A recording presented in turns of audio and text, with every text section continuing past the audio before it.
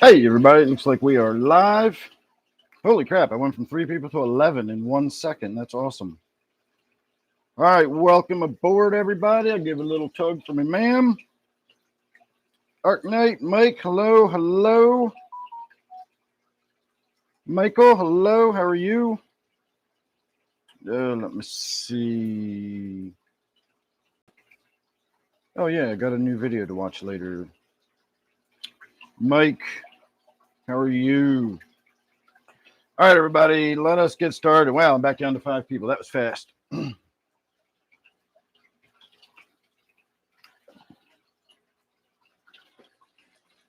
I'm doing well enough. I do want to do a little bit of work in the pond tonight, and I do mean a little bit. I just want to clear out the way. The water is flowing in there. We're starting to get more than I want coming off this side, which means this side's getting all mucked up and whatnot. So I'm just going to get in there with my hand and dredge a bunch of crap out, and that should get it flowing the way I want it to again. But we're going to feed everybody first while we can still see in the water.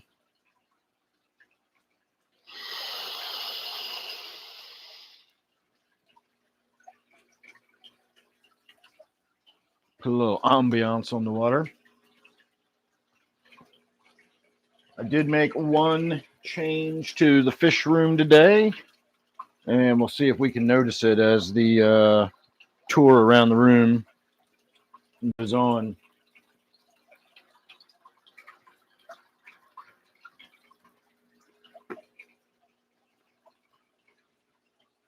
Jade, hello. Thank you for the stop sign. Laura, hello.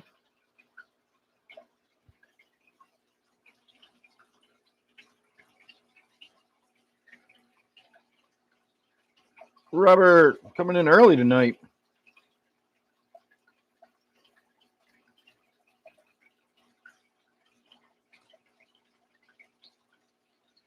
How long can a fish go past its lifespan?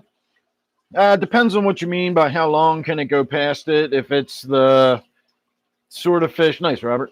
If it's the sort of fish that is only going to live 3 years, you might get another year out of it or something like that. But if it's the kind of fish that's said to live 20 years, I've heard of them living into their 40s.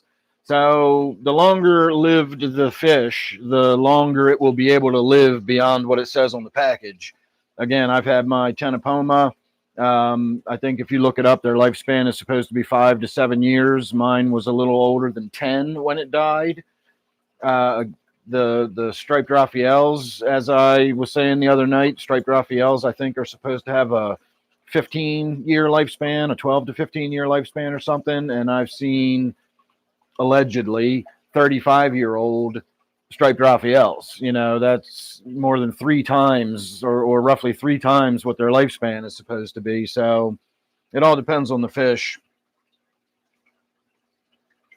And then, of course, don't forget, there's a lot of fish that don't make it anywhere near what their lifespan was said to be. That's why it's, an average lifespan or an expected lifespan, just like with people. 78 might be the average lifespan, but there's plenty of people that die of a heart attack at 45.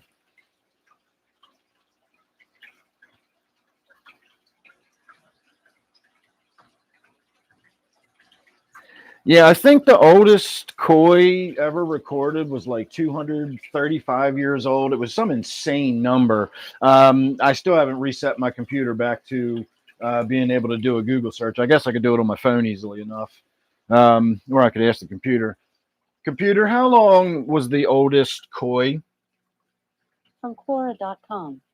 When Hanako died in 1977, she was believed to be 226 years old, making Hanako the oldest koi fish ever in the world. 226. I missed it by 9 years. I knew it was something ridiculous like that. I thought it was 235. 226 years old. And apparently she died in 1977. There you go. Mike's on it. He knows his koi. All right, everybody. Let's go clean that muck out.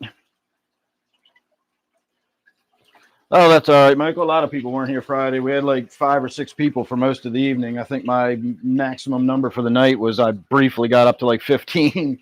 I just assumed it was Halloween and everybody was doing other things. or that somehow my channel is still getting even, less and less views and popularity. Can't get much less. Oh, that's a lot of muck. What the hell am I going to do with it?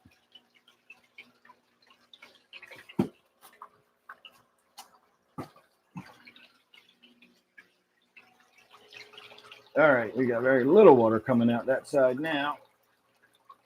Get that little stone there, and that'll divert. Oh, nope, that little stone just fell in the pond. Let's find another little stone. Oh, this is a slightly bigger little stone. And we'll see if that doesn't divert some of the water, because I do want some to come out this side.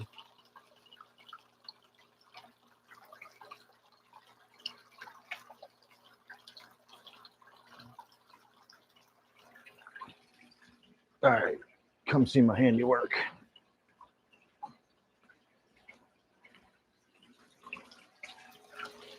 So there was a bunch of muck over here, and it was forcing all the water out this way.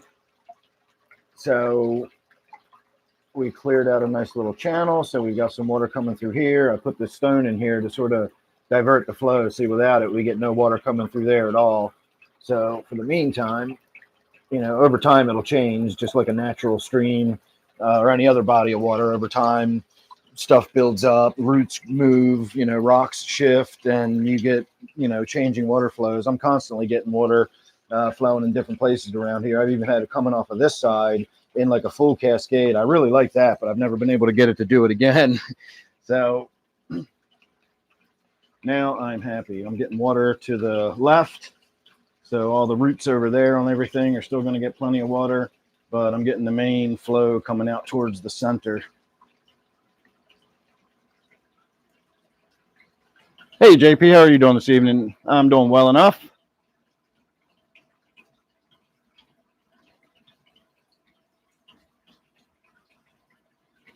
Oh, glad to hear it, Michael. Well, so far my koi are only, I don't even know how old they are. I'm going to say about 3 years old now, maybe 4. I don't know. Time gets by. You know how it is with me. I'm really good at minutes, but I'm terrible at days, months, years, anything, larger than minutes. But if I'm out in the woods and you ask me what time it is, I can probably hit it within about a 10-minute window of being right on time, just by gauging the day and how long I feel like I've been out there and where the sun is. I'm good at that.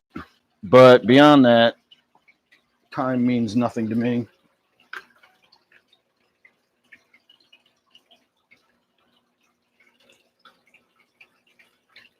Ooh, that was kind of a lot of food. Oh well, they're getting a feast tonight.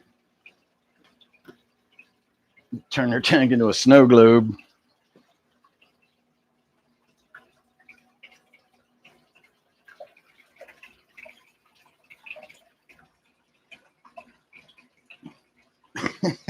Back in the day, Mike, everything was a piece of furniture.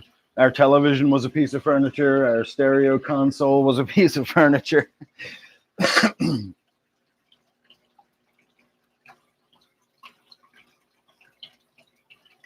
Yeah, Michael, that's why I said that was way too much food.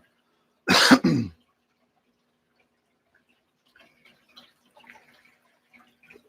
right, let me get this light turned out.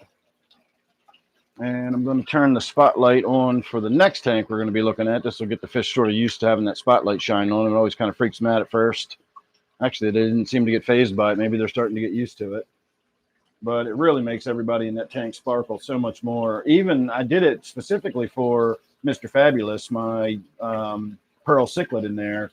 But I was shocked to see how much crazy color and sparkliness is on those silver dollars. They're insane looking with that spotlight shining on them.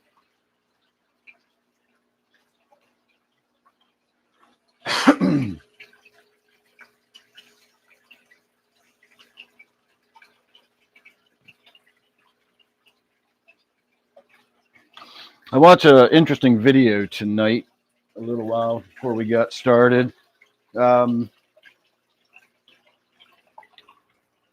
I don't know if I really want to talk about it, but there was one part in the video that just made me laugh because it was describing the type of person, you might be this kind of person, one of those kind of videos.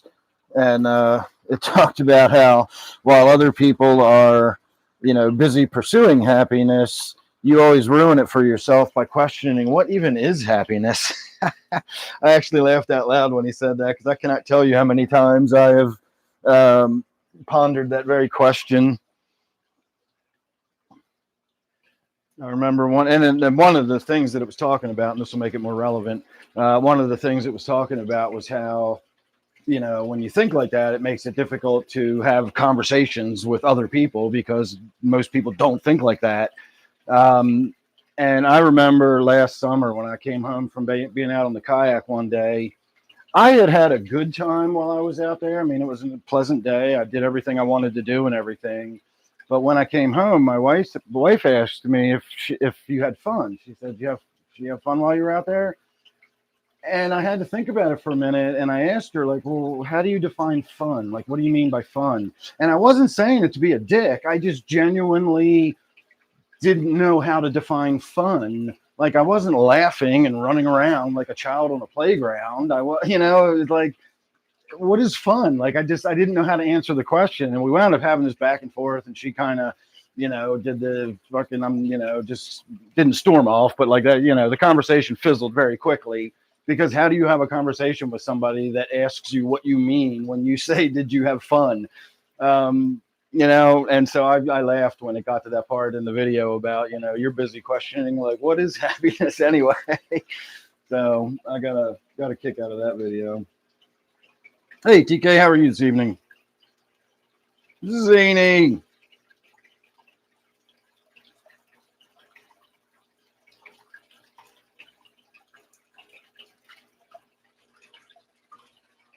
I've never even heard of a panda barb. That sounds cool.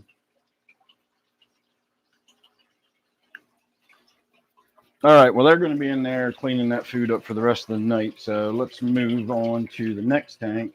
I did do some work on this tank the other day. If you can't tell, the glass is nice and clean. I swapped out the filters, although I got to say the middle filter is already backflowing through the center. I got to change the filters on this tank all the time. These goldfish are messy. And of course, I put a shit ton of food in there on occasion. And I actually cleaned out the sponge filter too. So that tank's looking pretty good. Hang on, I'm caught up in my pothos plant down here in my tripod. All right, let me get you a decent look at everybody. Which way do we want to go? We'll go this way.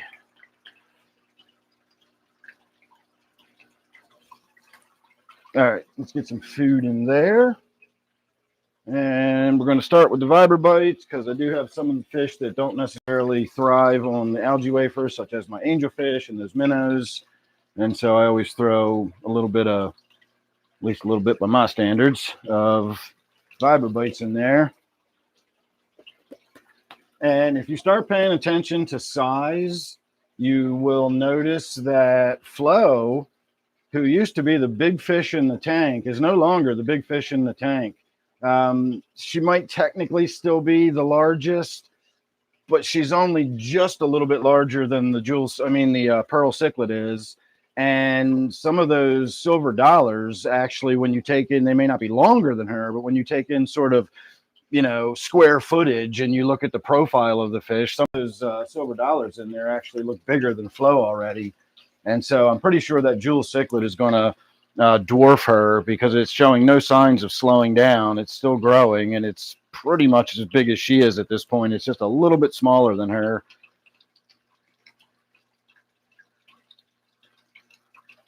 The angelfish that's in this tank, he's hiding over in the back corner with Flo there. The angelfish that's in this tank is actually a pretty big angelfish, and it sort of looks small compared to the other inhabitants.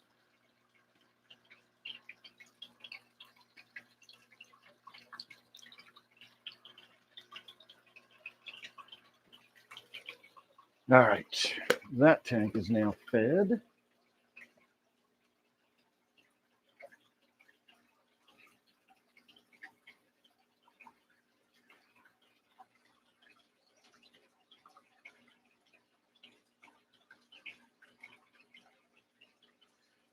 Let's see, those silver dollars are freaking huge. The biggest one in there is literally like the size of a small serving plate. You know, not like a full-size dinner plate, but like a tea saucer. easily the size of a tea saucer now.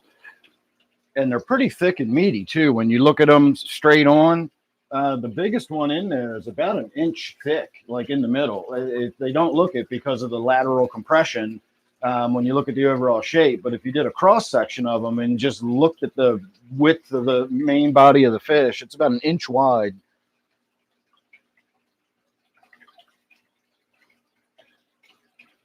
Oh, you're going to have so many guppies, Mike. Did you watch that video I sent you, Zini? Or did you just wake up?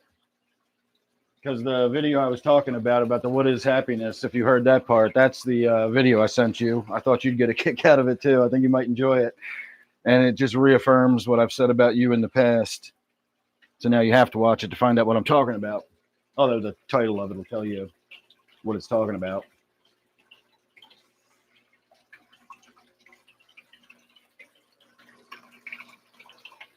I'm on the fence about whether or not I should eat some squares of my chocolate bar. Thought about making tea, but I don't know. I drank some pretty strong tea last night. I actually made 2.5 grams, which is the strongest I've done so far. I definitely would call that tripping. It wasn't an intense trip or anything, but it was definitely more than a buzz. So I feel like I need to give my brain a bit of a break from the mushrooms tonight. But I do have some of that chocolate bar, which is not the same. I'm just debating whether or not I want to eat any of it. No, trick-or-treaters don't come to my house. Trick-or-treaters don't really come down my street. We don't have that kind of neighborhood. From here to the end of my street is 3/4 of a mile. And let me do a quick count. It'd be about 9 houses in 3/4 of a mile. And you'd have to be walking down a dark, unlit country road that has twists and turns and blind corners and that sort of thing. So I don't get trick-or-treaters in my neighborhood. And then, of course, my driveway goes up and around a hill, and like the house is dark, and no kids walking up my driveway on a dark Halloween night. So, yeah, we've never had trick-or-treaters once since we've been here. Every now and again, though, Santa Claus will go down the street around Christmas time on the back of the fire engine blowing its horn and whatnot. We have seen that 3 or 4 times over the years. And we saw Santa Claus go down the road in the back of a hay wagon one time, which was odd. I've never seen him in the hay wagon before, but we have seen him on the fire engine a few times.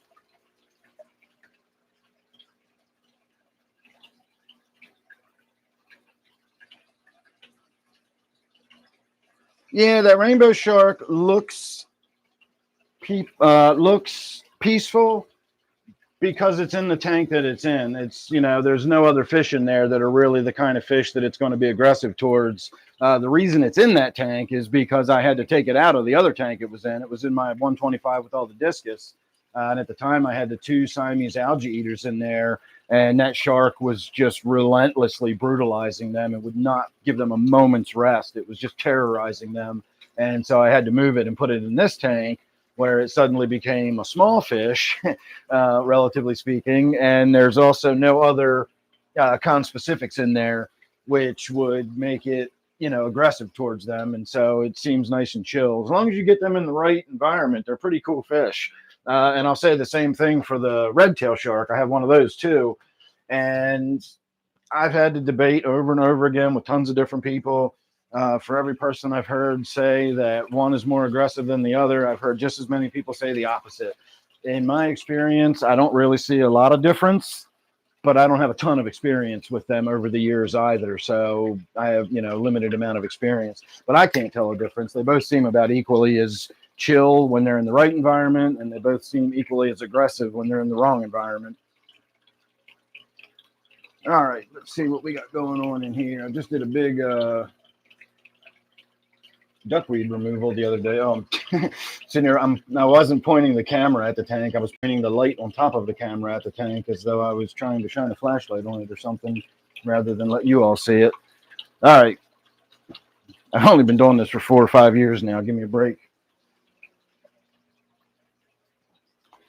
And I think we'll just stick with the Vibrobites theme. These Vibrobites have just sort of become my go-to food. I use those, the Tetra crisps The color enhancing crisps, I've used them for years, and I still do use them. But they're my alternative food now. They're the food that I mix it up with. My staple food is pretty much the Vibra Bites at this point.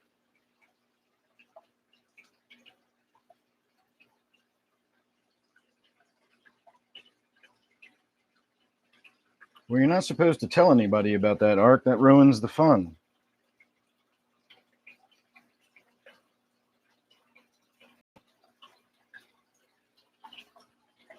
Yeah, we definitely have the kind of neighborhood where everybody keeps to themselves. We don't have neighborhood Halloween parties and shit like that.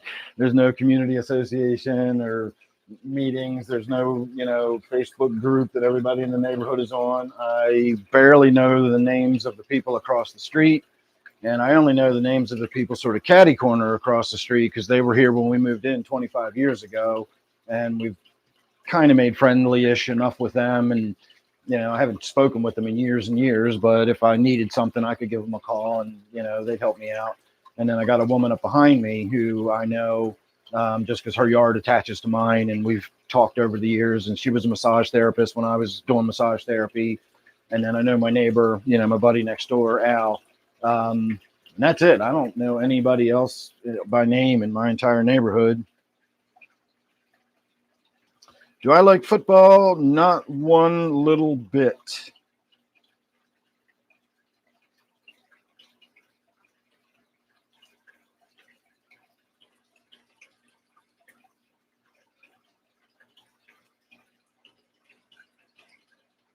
But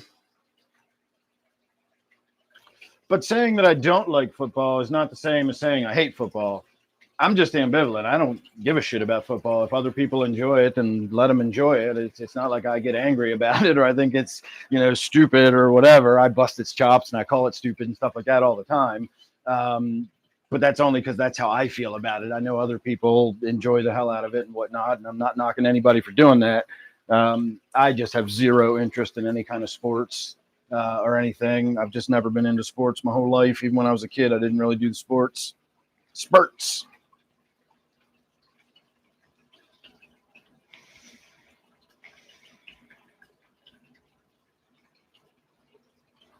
Don't you live out in Utah there, Mike? Come on, people, hit that damn like button. I got 18 of you here and only 7 likes. Somebody can hit that like button. All right, I think while I'm still thinking about my chocolate bar, and it's getting kind of late to even be thinking, I was going to say, I didn't set my clock back last night. I thought it was 9:30 already. I was going to say, damn, that night went by fast. So let's move this little hand around there to 8. See, I can draw a clock.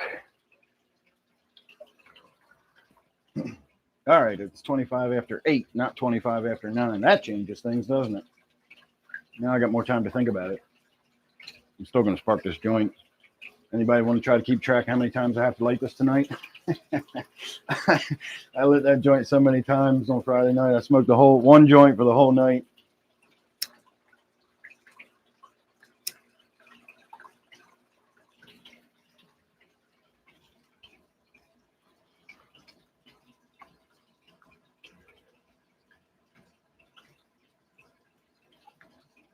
No, I just said I don't like sports. There's platies in there. I've got several different kinds, and I also have swordtails. But a lot of those were a gift from a viewer that lived nearby that was moving and basically needed to get rid of a lot of his fish. He gave me something like 60 live bears. He also gave me that jewel cichlid we were just looking at, Mr. Fabulous. So I got some really cool fish out of that deal. And those platies you're looking at in there are amongst them. The swordtails, which have actually been dying off, I bought them several years ago at the PetSmart. They were probably the last fish I went out to buy since, not counting the betta fish I just bought recently for my office tank upstairs. But prior to that, the last time I went to the fish store was probably when I bought those Sankey, I think that's how it's pronounced, Sankey swordtails that are in there. And they've been dying off, and swordtails might only live 4 to 5 years or something. So it's probably been that long since I've been. Now curling, I think, is cool.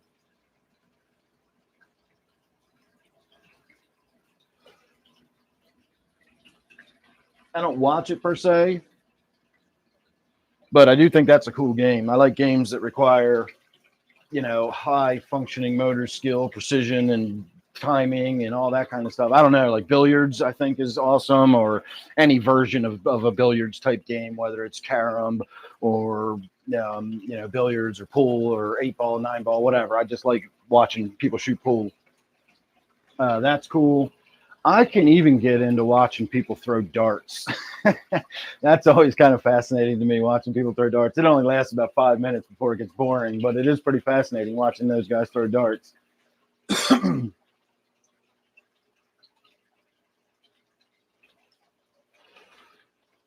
We've been through everything before, Mike. That's why my live streams are so boring now. I just feel like I'm talking in circles. I can only do small talk for so much.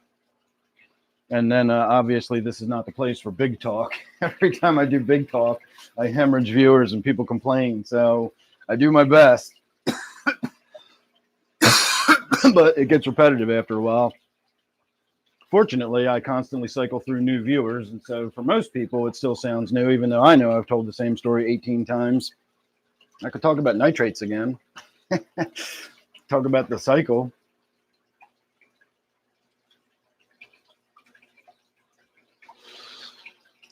No, I could probably be less interested in cards than football. At least football, there's like people moving around and jumping and doing sporty things.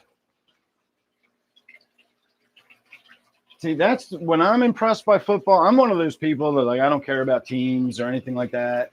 If I went to a game here in Baltimore, which I would never ever do, but let's hypothetically say I was at the arena and we're watching the game.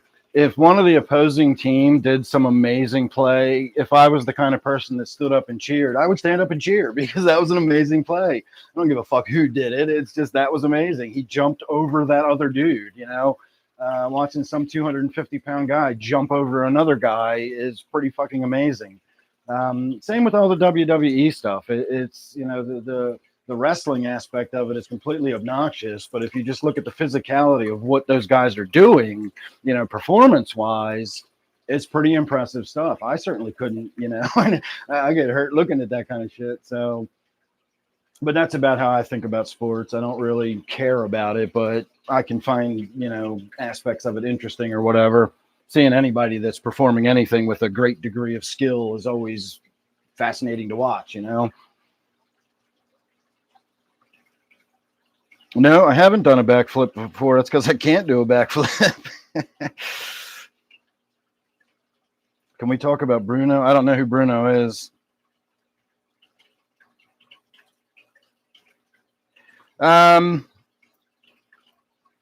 The betta fish upstairs is doing well. Last night when I was on my big mushroom dose, I did spend quite a while standing in my office staring at my betta fish before I came back downstairs. And no name came to mind while I was looking at it, but I did spend some time looking at it. That's an amazing looking fish. All right, let's move on to the next tank. So in theory, this is the tank that you might notice a change in, but I don't think we're going to.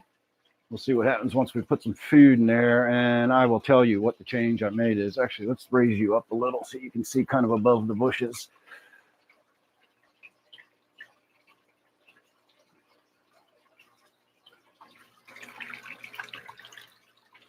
All right, my joint has officially gone out, so this will be the first relight.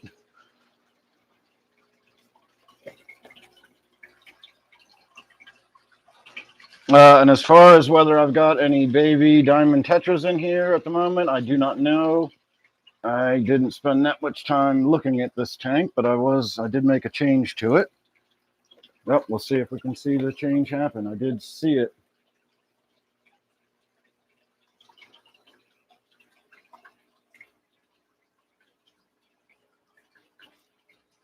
Barb's clown? No, I don't know what that is.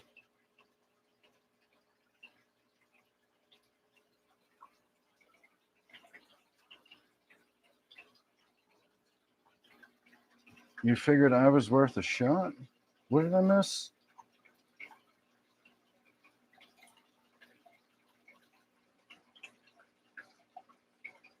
I'm still not following you there, Mike. Yeah, thank you, Dave.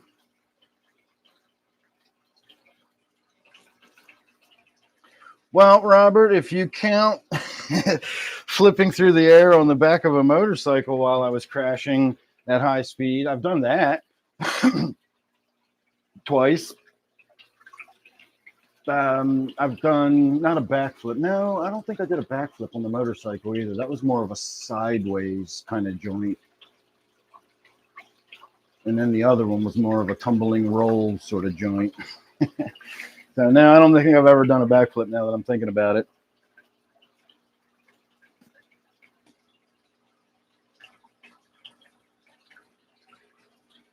Started on a train trestle and ended in a river.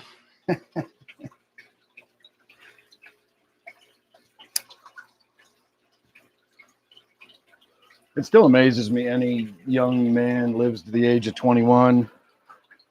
I mean, I think about the stupid shit I did, and I was relatively responsible. I was always the fucking nerd that was telling everybody, no, don't do that. You're going to fucking kill yourself. You can't make that jump. You know, and everybody would shut me up, and then somebody would fucking break their arm because they didn't listen to me telling them not to do it because they couldn't make it, but they did it anyway. So I was always that guy, and yet I still think about all the dumb shit I did and all the idiotic, you know, just not even like overly brave or overly risky, but just not thinking about how overly risky it was. You know, there were things that I was clearly like, oh, that's pretty fucking risky. I'm not going to do that. But then I also would ride my motorcycle at 150 miles an hour with sunglasses on at night. Because that was, you know, that was fun and cool. That's actually kind of scary. But yeah, it's a wonder. At least it's a wonder I lived beyond 21.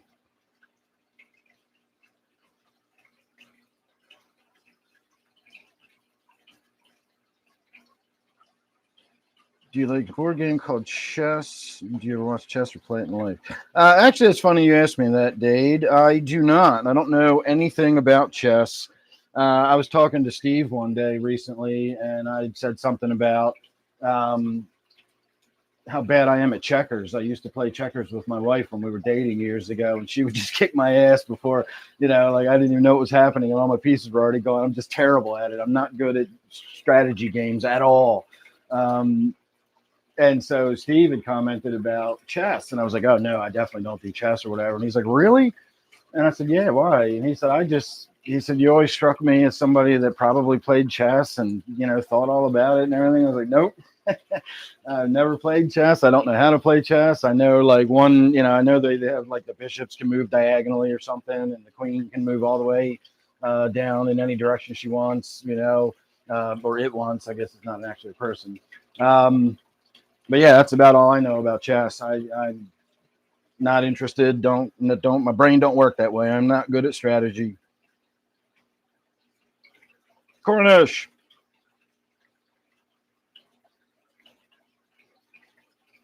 No, Michael, I don't feed any of my fish bloodworms. I haven't fed them the bloodworms for years.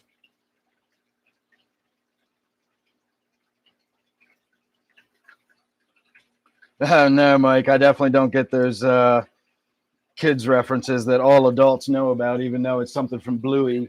You know, it goes right over my head. I got a buddy that's got a kid now, and he's, you know, in his 40s, and he's got a 3-year-old unexpectedly. Well, I mean, it was expected for him to turn 3 at some point, but he had the child unexpectedly, and he sends me stuff all the time, or he makes comments about this or that, and I have no fucking idea what he's talking about. And then I'll say something about it later, and he's like, "Oh, it's from Bluey," as if I'm supposed to know that. Like he knows I don't, you know, I don't have kids, but he seems to some reason like his brain broke when he had the kid. Like everybody's brain breaks when they have the kid. Oh, son of a bitch! I made a mistake when I made the change that I made. God damn it! The change I made was I took what I thought was that bullied discus out of the discus tank and I put it in this tank. But now I'm looking at it, the bullied discus is still hiding in the bushes. And I thought the one that I swapped over felt pretty big for the one that was bullied. I think I took the 1/2 of that mated pair out of the tank. Although there's 2 that are really close together at that end of the tank. So I'm not sure who I caught, but I took a discus out of the discus tank and put it in the one you're looking at. And last time I saw it, it was hiding back there by the heater. So now I'm going to have to get it out of there and move it back. Or I guess maybe I could just catch the bullied one and just put 2 of them in there. God damn it.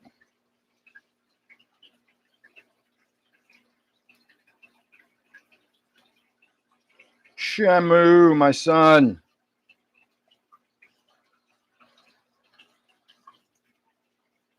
Oh, you guys are meaning crazy like the crazy shit you did. I used to think I was crazy.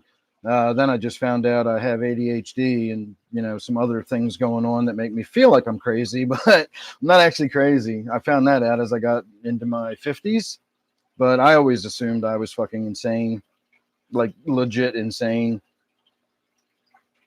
The diamond tetras have every color of the rainbow in them when you see them flash at the right angle. But I wouldn't say necessarily that they have an underlying green. They also have sort of an underlying yellow, and they also have sort of an underlying blue, depending on which way they glint. But there is a lot of green in there. You're definitely seeing the green. No, I don't have any of the blue emperors. And Steve's got some the black emperors. Well, craziness may make life more interesting. That was hard to say, but it definitely does not make it easier or more fun. No, I don't have any neons of any type. I've tried keeping neons in the past. I like them, but they don't seem to do well in my water, or they just get eaten by whatever's in the tank I put them in. I guess they'd go really good in this tank. Actually, that's not a bad idea to think about putting some neons in this tank. That'd look amazing. I tried cardinals once. None of them lived very long, and they were kind of expensive, so I never bought them again. And I had black neons once, which I just didn't like. I don't know why. They were fine, but they never really was. There were a lot of interest for me.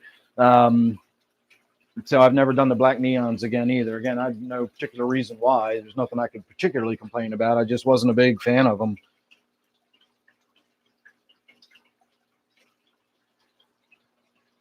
Do I feel up for trying to catch this damn bullied discus now that it's... See, it came out and was swimming around, and one of the big discus just like pushed it right back into its little hiding hole back in that corner. Like it lives in that corner hiding in the bushes. As soon as it comes out, they chase it right back in there. So I am going to get that out of there. I know I grabbed the wrong fish. I hope I didn't split that pair up, which I very well may have. I don't know. I'm going to have to watch what goes on in the tank before I make any more changes. But I definitely have to get that bullied one out of there, I think. I don't know what's going on in there now. It almost looks like they're sort of readjusting to see if they can make a new couple or something. Maybe I did take the half of that couple out of there, and now the other one's moving in because the other one's gone. Fuckers don't waste no time.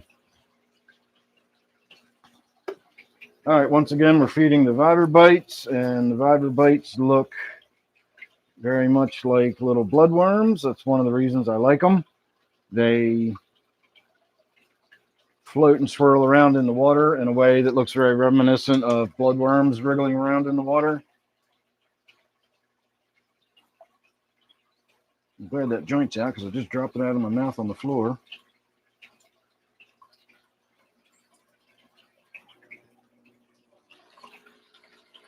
Oh, man, I can't believe I snatched the wrong damn fish out of that tank. Fucker was hard to catch, too. And I still didn't catch the right one.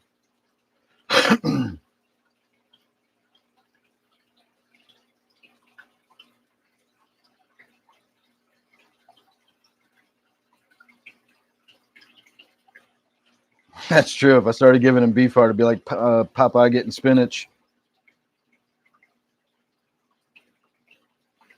You know I'm not going to do that, Shamu. I took the other shark out of that tank because it was a problem.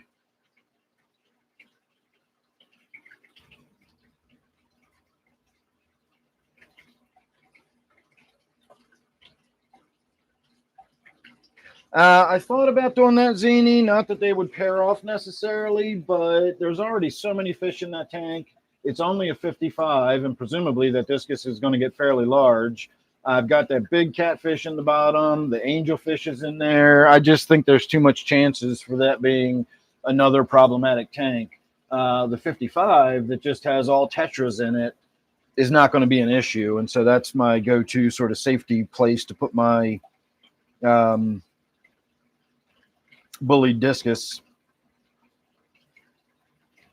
How big is my skunk pouch? I don't know what a skunk pouch is, so if you explain that, I can probably answer.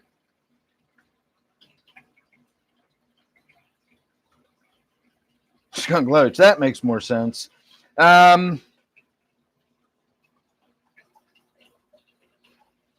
4.5 to 5 inches. It's pretty small, and it's 8 or 9 years old now. So I mean, it's obviously well full grown. It's not going to get any bigger than that. But they don't get very big at all. I like the skunk loaches. I had them. I had a group of them in there for a long time, and I loved watching them interact. And they were just fucking great. And it was only after having them for years and recommending them to people that somebody, commented to me that they were really aggressive loaches and I shouldn't keep a bunch of them together like that.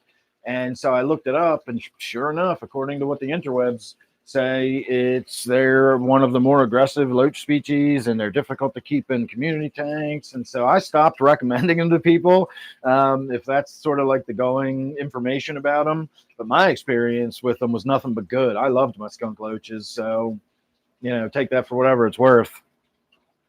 You get a little look at my red tail loach in the back, darting back and forth behind that cave where the catfish is.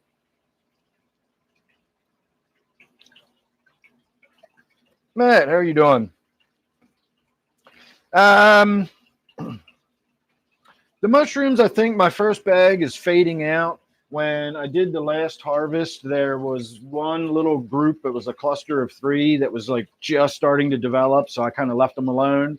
I figured they'd just sort of be the first ones to develop out of the next wave. And the largest one out of them kind of petered out. It didn't really keep growing. And then the top of it started looking a little sort of discolored. So I cut that off, and it's actually in my dryer. I put it in the dryer this afternoon, and I doubt it's fully dry by now, but I'll give you a look at it, and you'll see what I mean. And then the 2 other little pieces that were in that little cluster of 3, they're still really small. I don't know how much they're developing. I'm not really seeing any new pins develop. So I think that first bag has kind of run its course. Even the size of the mycelium is like half of its original size. It's just like gone away. So this is way not even close to being dry yet. But you see how the cap never opened, and it has that sort of dark coloring on it.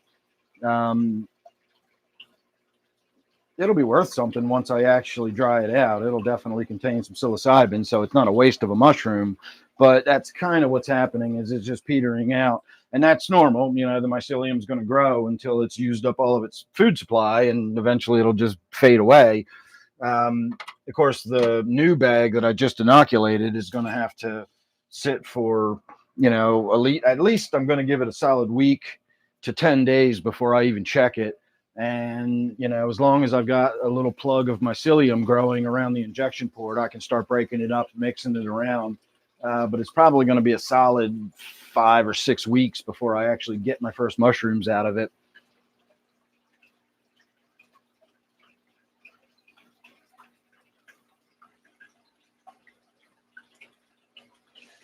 No, the red tail loach back there has like a greenish gray sort of body. They're very different looking, and it also has red fins on it in addition to the red tail. I don't know why they're just called red tail loaches. They ought to be called red finned loaches.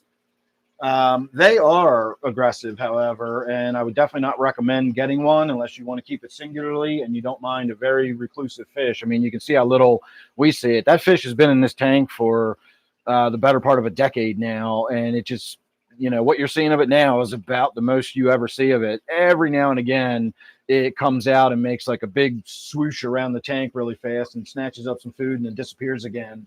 And you actually get to see the full size of it. It's pretty big. It's 2/3 the size of that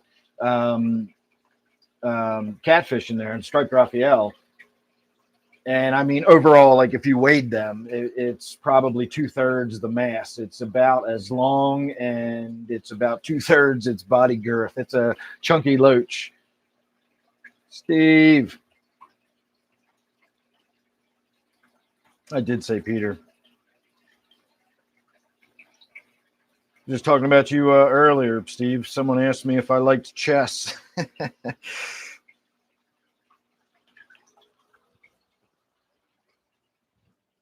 So let me grab my old mushroom bag. This is the one that we're still hoping I can maybe get another flush out of it, but I'm really beginning to doubt I'm going to get another flush out of it. If you look at it, you can just see how small and shrunken the whole mass of mycelium is. You can see where I've cut all the other mushrooms off of it. All those stumps in there are mushroom stumps. So this is the original injection port on this one. It looks like I may have a few pins here and there. That looks like a pin starting there. If you can see that little teeny mushroom right there through the, right by my finger, you see that little mushroom? That's one of the cluster I was talking about. You can see the flat part here. That's where I cut that one off you just saw. And it had two other little ones. Well, you can see that little tiny one on the bottom and then the slightly larger one. And so that's, you know, if they do something, maybe I'll get a couple more out of them. And then again, it looks like there's maybe one or two more pins starting. And that will be the end of this bag. I'll chuck it in the garbage, and hopefully in no time at all, we'll have some more. And as far as my own supply goes, I have exactly 3 mushrooms left. And all 3 of them weigh between 1.2 and 1.5 grams. So each one is going to be a dose in itself.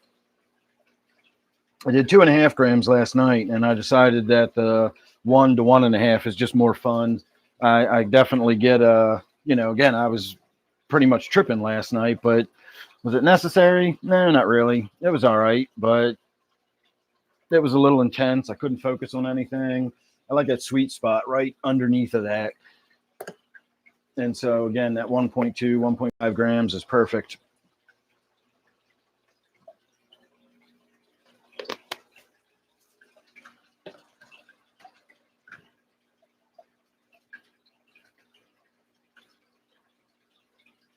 No, not really, Art. Once the mycelium is grown into a block, it's like there's no way to get food inside that block of mycelium. They're actually digesting. Remember, you saw the other bag? It's got all the barley in the bottom, and it's got the manure type mixture on top. That gets all mixed together, obviously, once you mix it all up. And then the mycelium just grows through that like one big mass, and it just slowly eats all of that food and breaks it down, and, you know, uses up the nutrients that are in there. I do have to maintain moisture, so I do have to keep putting, you know, spraying the inside of the bag with a spray bottle to keep it, you know, humid. And occasionally I'll take a turkey baster and I'll put some water directly on the bottom so it soaks out. You don't want to get the mycelium wet necessarily, but I'll put some water in the bottom so it can sort of soak it up and absorb it into the mass. And when I was just holding it, I can still feel the heft to it. So there's still plenty of moisture left in there. It's just running out of nutrients. I wasn't expecting more than 3 to 4 anyway. So it's kind of right on par for what it was supposed to do. If you get a 4th flush, most people say it'll be a few mushrooms. They'll be small. They'll be underdeveloped, because by the 4th flush, it's really running out of nutrients at that point. And for $32, I can just buy another bag and get, you know, another couple ounces of mushrooms out of it. So I decided that's going to be easier than like trying to do a tub, you know, make my own substrate and all that. I'm just going to buy a mushroom bag and do it that way.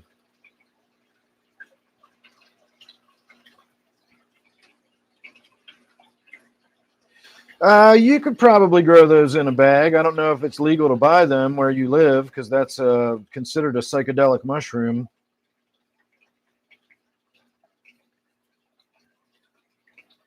No, I even tried breaking a piece of the mycelium off when I did my first harvest.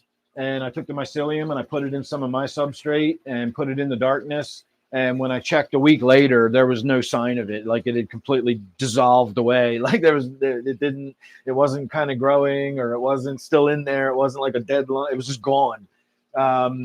So again, I'm not going to be too worried about that. Maybe in time, I will. In the same way, when I started growing weed, I was just using the bare minimum of stuff. And as I got my feet under me and learned more, and you know, that learning curve went away, I got better lighting and better conditions, and So in time, maybe I'll start experimenting with trying to, even saving a mushroom and letting it fully go to spore and collecting the spores, and then just sprinkling the spores into some substrate and seeing if I can't get that to start growing.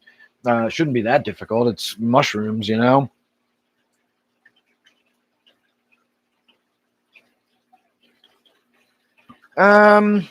don't know if just putting a bunch of nitrate in the tank would do anything. They're dung-loving mushrooms, and so I'm not sure what that means necessarily in terms of their nutrient requirements.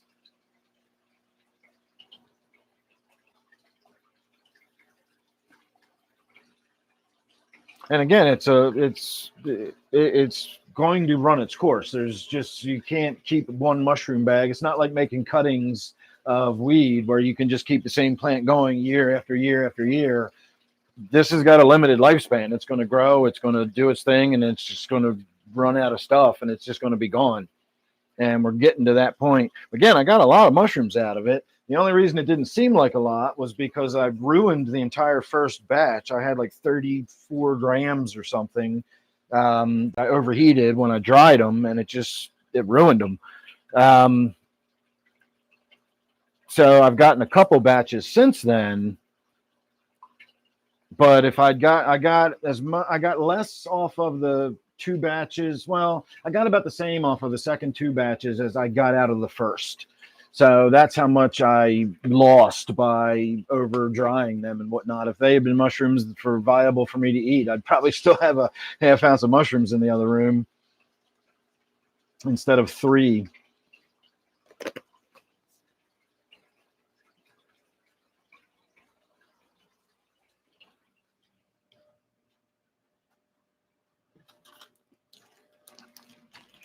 And I'll even show you the 3. And I weighed them out tonight. They all weigh roughly the same, between 1.2 and 1.5 grams. So pretty good size. This one didn't even fully open. It's still got the membrane attached on the bottom. Likewise with this one, it still has the membrane on it. But they're pretty meaty stems. This one's actually pretty chunky. So that'll be a fun 6 hours a piece.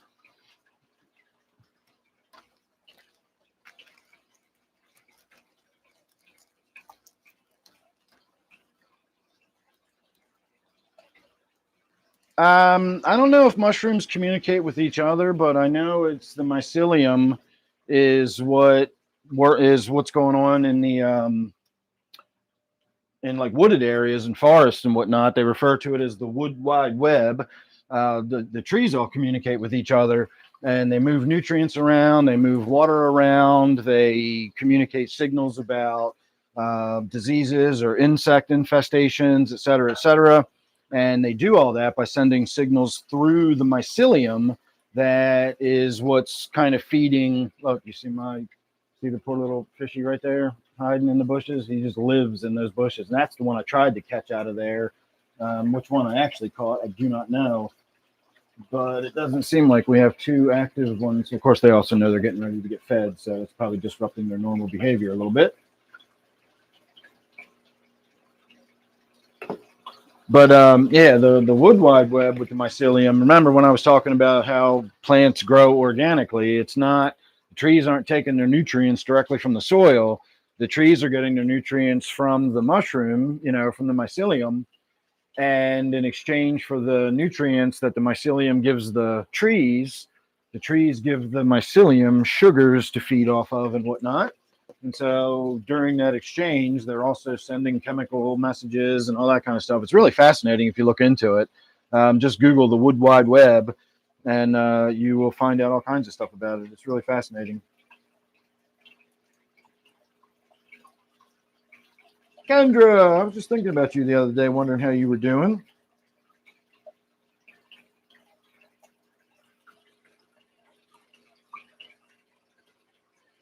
Well, I don't think the mycelium would be aware of the existence of tea and all that kind of stuff. They might know that every time we send friggin' mushrooms out to flower, they get chopped off for some reason or another. But I think that's pretty normal too, because I see squirrels out in my backyard all the time. We get these little red mushrooms that pop up, and the squirrels love them. Sometimes you'll see like the mushroom still standing, but it's got like bite marks all around it. And then a lot of times we will just find like half-eaten mushroom caps sitting on tree stumps and whatnot, or we'll see a squirrel out in the yard eating something and go over and look at it. It's half of one of those mushrooms. So the squirrels eat the mushrooms. They know what's up.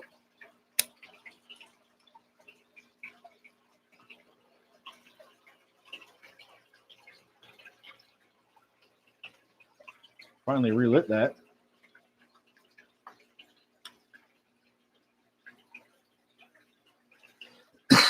I might be upset about it.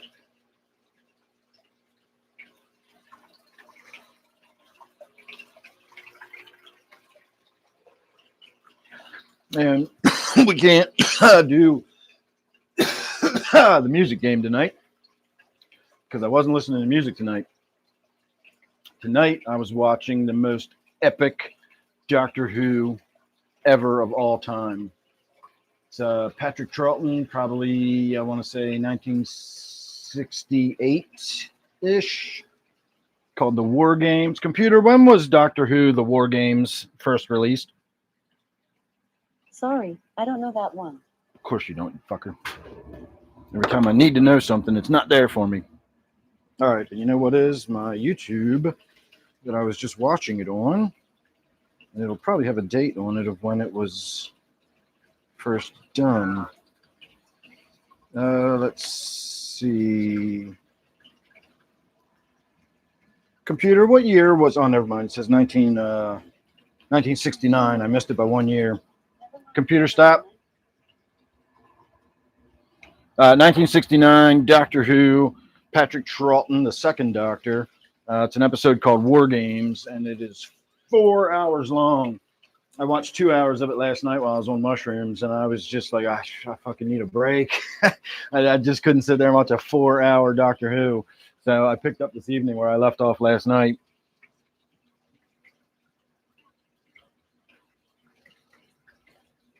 I would imagine it does, Steve.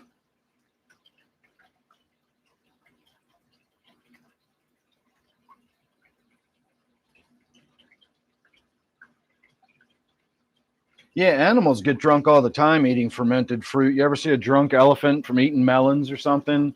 Or the drunk baboons and whatnot after they eat all the fruit that falls from the tree? It's kind of sad, but it's also pretty funny. Watching a fucking elephant stagger and stumble around is a trip. You don't see that every day.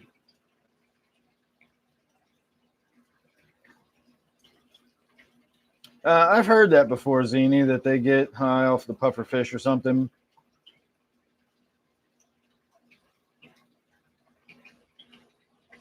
Yeah, I can imagine if a squirrel ate a psychedelic mushroom with their tiny little brain, they ate a whole mushroom, that would probably be quite intense. Because with my planet-sized brain, even a gram and a half is a very noticeable experience.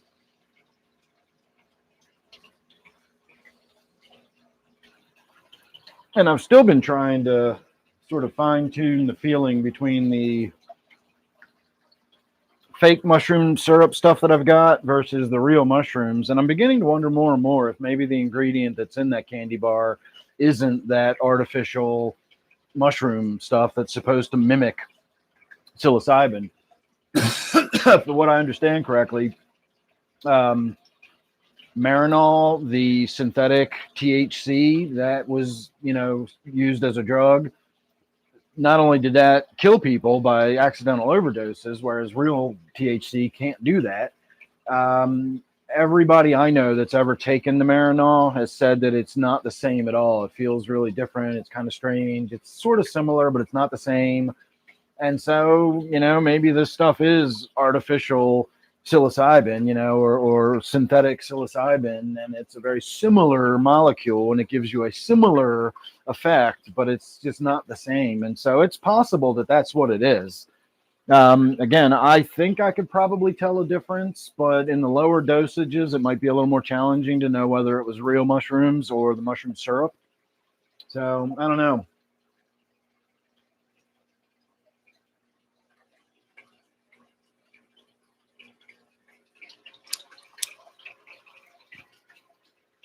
Even squirrels get belligerent when they get drunk.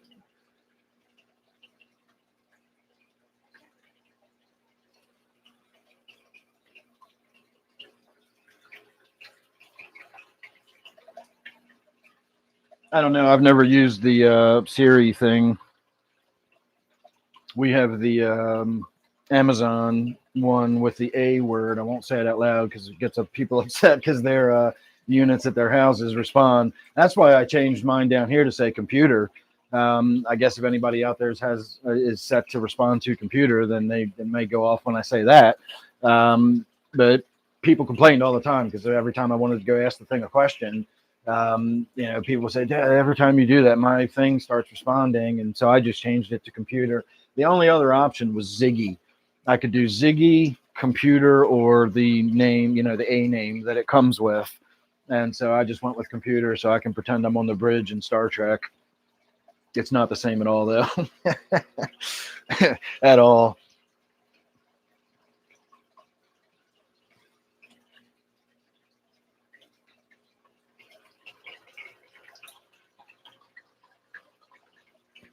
All right, everybody, I'm going to come around there and sit down here in a minute. I want to finish this joint, though, before I sit down. We're getting close. I've only had to relight it once. Legends, how are you? I think it's the Wendetti, or again, I'm never exactly sure how to pronounce it, but I'm sure you also know which one I'm talking about.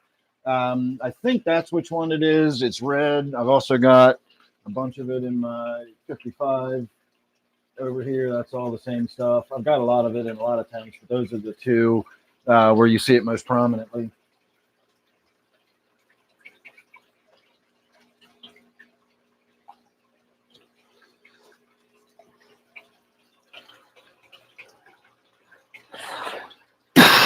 All right. I'm actually going to let that burn out now because my throat's a little raw. I was woofing on it to keep it lit.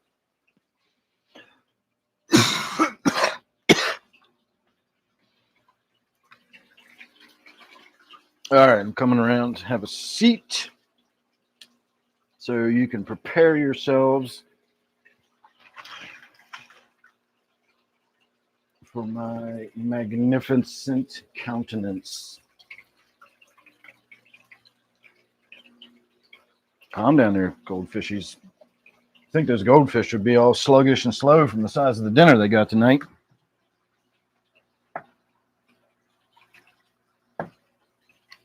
All right.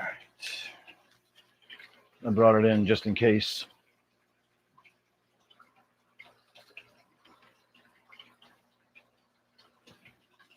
Did you get any sleep, Zany? Are you going to be awake tonight? Or am I going to be sitting down in the basement alone again all night? I actually thought about shooting you a couple of messages here and there. I thought of some things that were funny, or I was going to take a picture of something. And every time I did, I just fell back on my rule of just, if you're tripping, just save it. If you want, like, just don't do it now. Like, whatever it is you're about to say, just don't. Unless, again, I'm, even when I'm talking to my wife, I usually just don't. It's not that I'm going to say anything bad. It's just that there's no point in saying whatever stupid thing I'm about to say.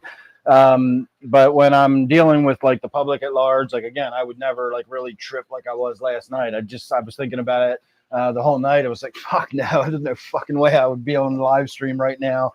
I wouldn't really say anything probably. I'd just be too self-conscious about sounding like an idiot. And so I was kind of there last night. And again, I'm an experienced psychedelics user. I just have learned over the years, just don't do it. Just don't have conversations with people when you're tripping. So I refrained. I figured if you contacted me or something, I would respond, but I wasn't going to ignore you. But you never contacted me. And so I was just like, all right, I'm just going to enjoy the night. So I did my typical Doctor Who Saturday night thing.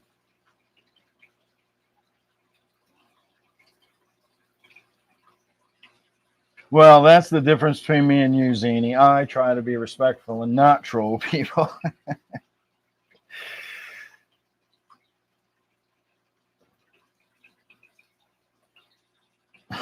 Now, that would be the troll, Art.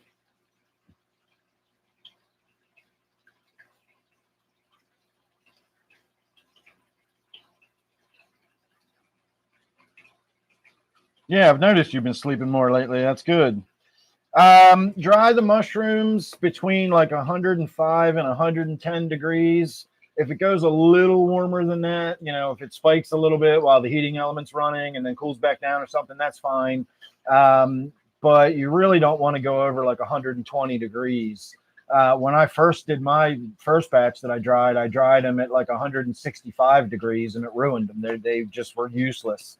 I wound up giving them to Steve to see if he could do something with them. He said he was going to eat a few and see what happened, and I never found out. He never told me whether he did or not. But I went through a lot of those. I made tea out of 3.5 grams one night, and I may as well have drank 3 glasses of water, you know.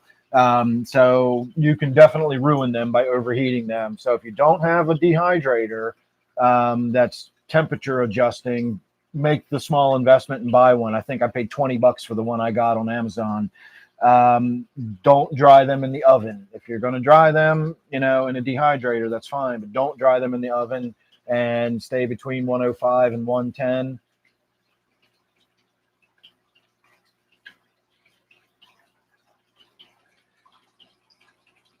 I'm not sure how to pronounce your name. Saccharin YT, is that it? Hello, good evening, and welcome to the show, the really big show. Oh, I guess I'll eat some of this candy bar. I went out leaf blowing yesterday after all that storm and everything we had, and I was not kidding. It was, when I said Friday night that I was going to have a lot of leaf blowing to do on Saturday, I did. I was out there about 3 hours. But I drank a gram of mushroom tea and I ate 4 squares of chocolate at the same time. And it was just enough to be like pleasant while I was out in the yard. It wasn't like all trippy. I wasn't like watching the leaves blow like all spacey. But it was just pleasant. It was just an enjoyable day out in the yard. So I think I'm going to eat 6 squares tonight. There's 4 that we'll start with. Well, let's just do 5. There's one more broken loose one in there. So we'll do 5 squares tonight. And then I'll save. That'll leave me with 6 squares for the next time I do it.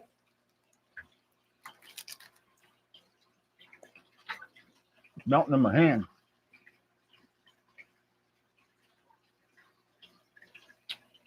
That's a good mushroom chocolate. I'm going to have to lick that off. Hang on.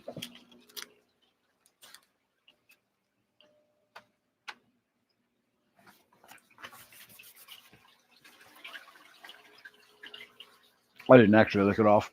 I should have, though. This is expensive.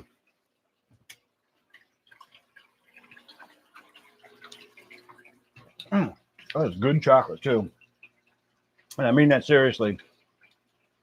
It's close to eating Cadbury, which is pretty good chocolate.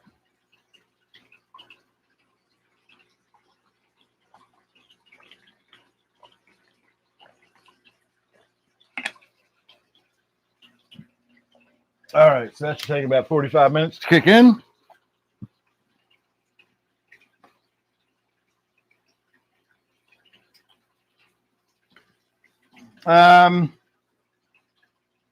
How should we take care of fish? That's a pretty broad question. It depends on the kind of fish. I mean, you have to provide it with the proper environment, the proper temperature, the proper water hardness, pH, all that kind of stuff. Feed it, do water changes when necessary, et cetera, et cetera. Drying takes a very long time. I start them at like 10 hours. And after 10 hours, they will probably feel kind of dry to the touch, but still a little bit soft. If you let them sit for half an hour and you come back, they'll be soft and mushy again. Put them back in for an hour. Let them sit for 20 or 30 minutes. If they're still soft, put them back in for an hour. It'll total take you 14 hours maybe to get them as dry as you want. Again, you want them bone dry. You want no moisture left behind at all when you dry them. So you just got to be patient. Just put it in there at a nice low temperature and just let it go. Mine's in there running now. I got it set up. I got a timer plugged into the socket, and then I got the dehydrator plugged into the timer. It's a 12-hour timer. So I just, that first drying, I just turn it on, and 11, 10 hours minimum. That's where I start. And then I start checking the moisture as I keep continuing to dry it. So it takes a long time, but you got to do it. Do it as soon as you harvest them. Finish harvesting them right into the dehydrator and just leave them there all day. You'll probably have to come back the next morning and start it up again because overnight they will have softened back up. So it takes a while.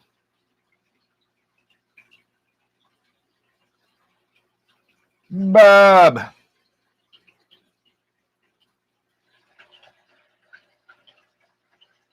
Did I order a new batch of chocolate, or what are you asking me if I ordered a new batch of? I did get a candy bar the other night. I got a monthly subscription, and it showed up on Friday. So I ate a little bit of it yesterday. I ate a little bit more of it tonight, and I have enough for like one more good go with it, and then it'll be gone. So that's $25.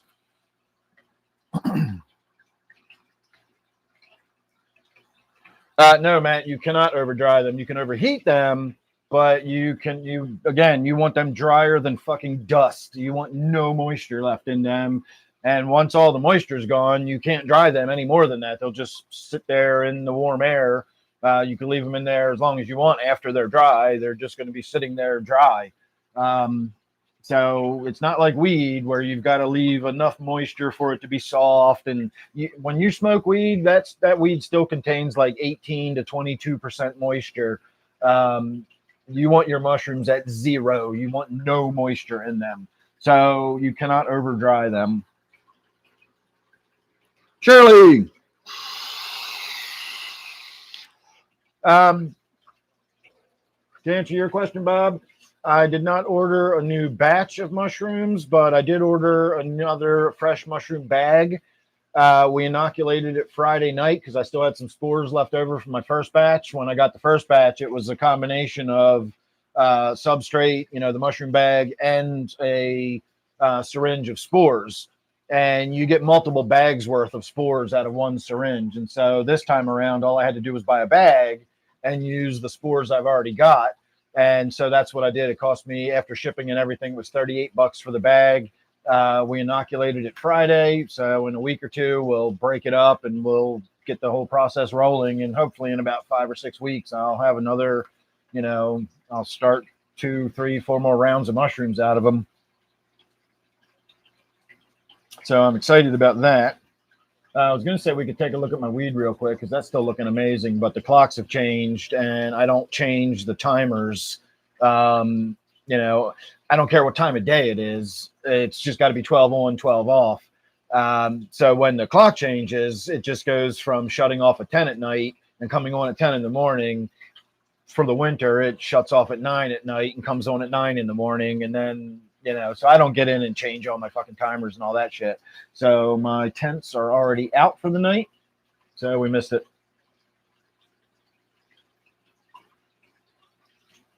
But I do have some amazing looking weed growing. And I cut some down today that was out in the yard. I had a few plants I threw out there. Let me see what I can get here, if you're going to be able to see how pretty it actually looks. This stuff was so purple. I believe this was a wicked space.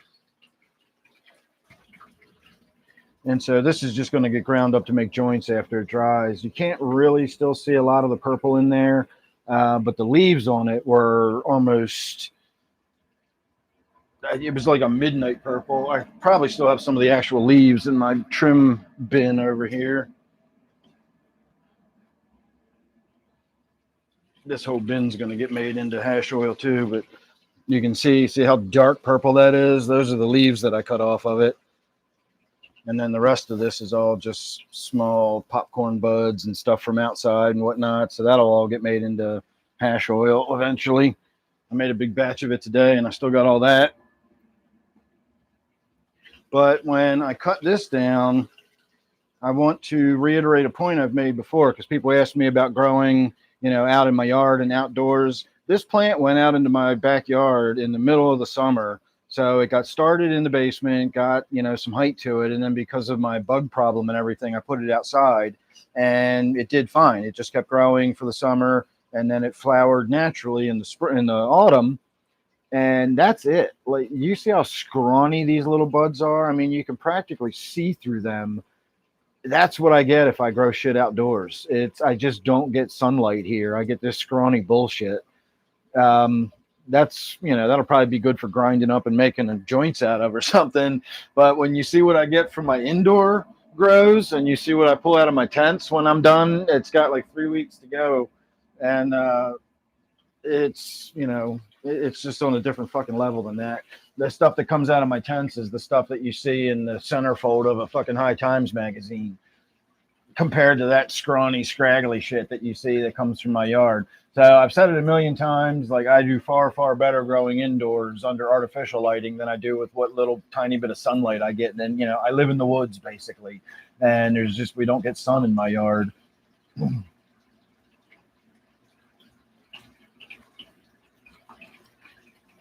Oh, let's see.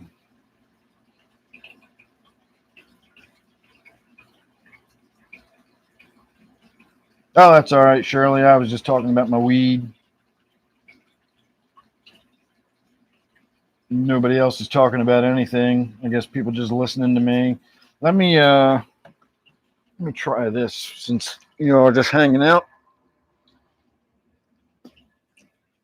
My weed still has a long way to go, but it is definitely getting there. So let me see if I can get a picture of it, and then I'll show you what it looks like.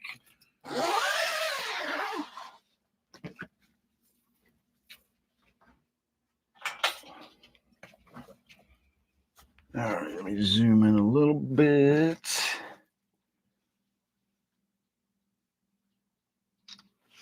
All right, that'll be good enough. So again, this is still 3 weeks from being done. We haven't even gotten into that rapid growth, rapid development point. That's the last couple of weeks, and it goes through a lot of changes really quickly. So this, as amazing as this looks, this is nothing yet. But that's what a bud looks like when it grows indoors. It looks like an actual real bud, and that's just getting started. Look how crystally and dusty that looks. So, would you grow outdoors or would you grow indoors if you were me? I don't see any competition whatsoever. I am going to grab another joint. As much as I'm up and down and walking around, you think I already took some mushrooms, but I swear I didn't today. Actually, I took enough last night that I have that sort of psychedelic hangover. Not bad, but it was noticeable today. I just felt kind of blah. My brain was just like, all right, dude, I did enough thinking yesterday. I'm chilling today. We're just going to hang out. It's just been that kind of day.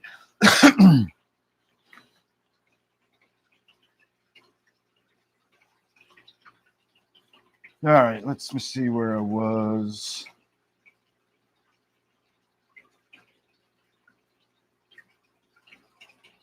You don't have a better rack? Who asked you if you had a better rack? Did I miss something somewhere? Oh, okay.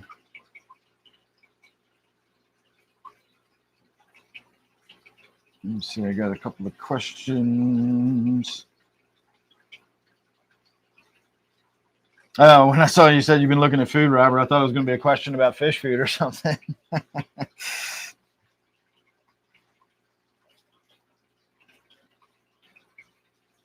3 new bettas. That's awesome. I'm itching. I know it sounds terrible, but I'm just waiting for Gilgalad to finally be gone because I'm really looking forward to getting the new betta fish for the 20 down here.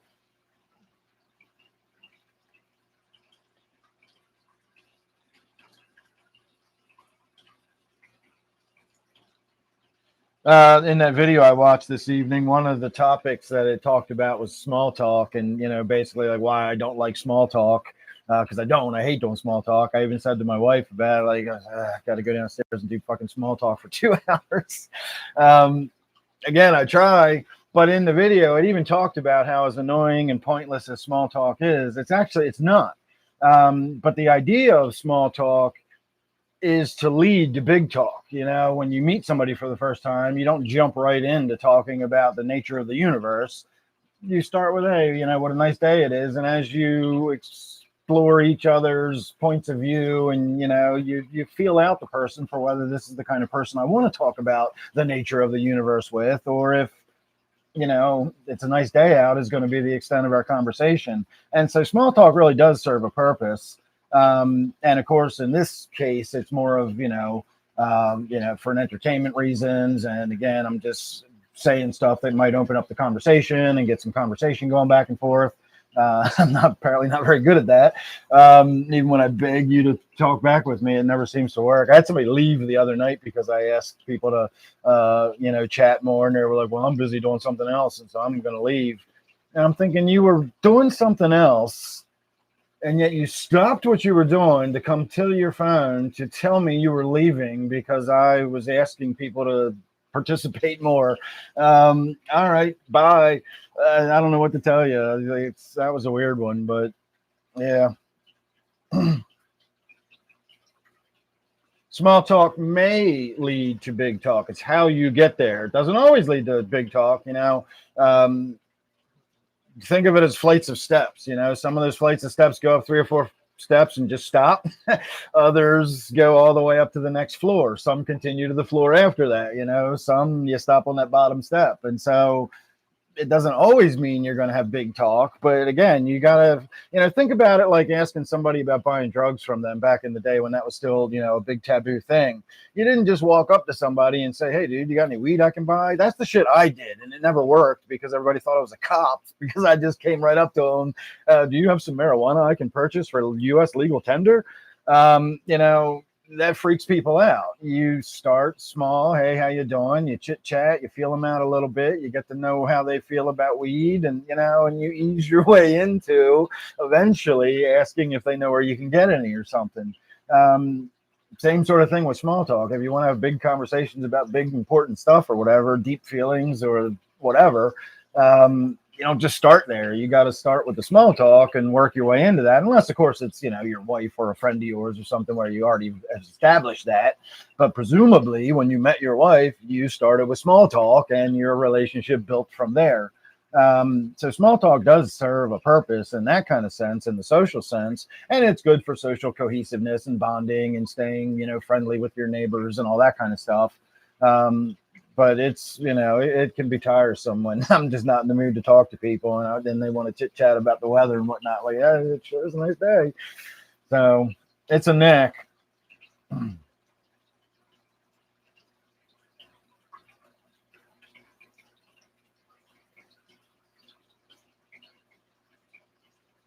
don't know if it lets them know you're dominant, but it lets them know they don't want to have another conversation with you again after that more often than not.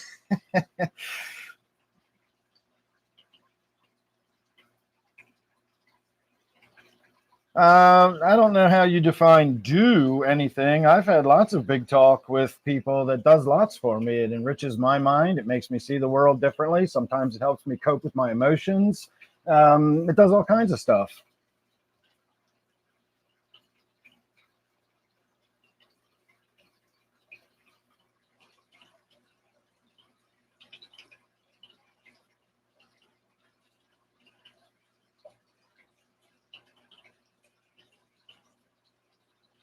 Yeah, again, I've had more people accuse me of being a cop over the years than I can count. Just because I've approached that so many ways. Again, I'm now 53. I'm not acting like I'm some kind of fucking conversation coach. Again, at 53, I'm still learning about these kinds of things because I've always been terrible at small talk, and I've always gone right to the big talk, and I've always had trouble with relationships, and I've always had trouble keeping friends, and and all that kind of stuff. That's sort of what the whole video was about why some people are, don't get along well with others or don't have a lot of friends and stuff like that.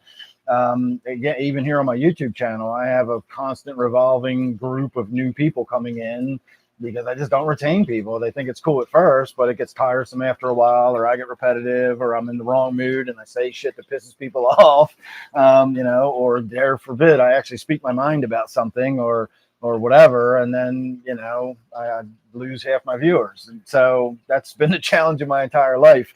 So learning how to get down all this small talk stuff and learning about whether I hate it or not, it's kind of important if you want to just function in society. It doesn't mean I have to be friends with all these people, but I do have to learn how to interact with them. I live around them, I shop with them, I have to interact with these people.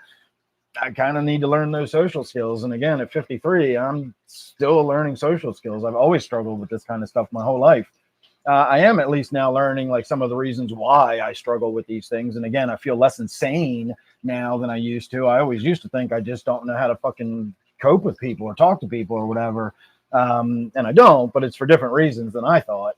So again, it was an interesting video. I enjoyed watching it. It made me feel better about myself. It made me feel less hopeless about the rest of my life. I don't know. It made me feel like I got a little better understanding of why things are challenging for me. All right, I'm going to spark this joint now.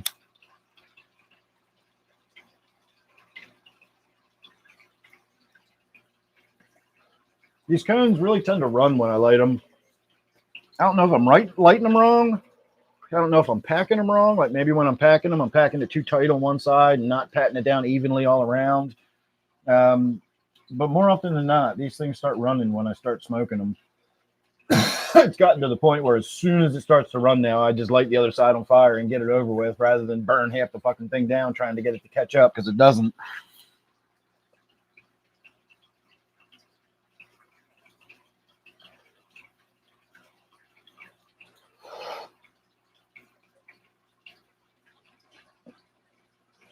Fish Traffic, how are you? That's what I said earlier. Smash that like button. A few people did. We're up to 16 likes. That's cool. I was at 7 last time I noticed.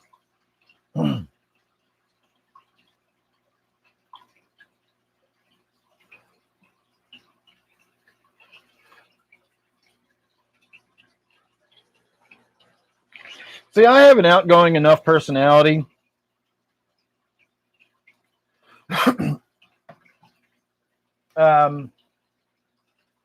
I can do the chameleon thing. I can kind of fit in anywhere if I have to. I can be in a group of lawyers and not make an ass of myself, or I can be hanging out with a bunch of construction workers and fit in just fine.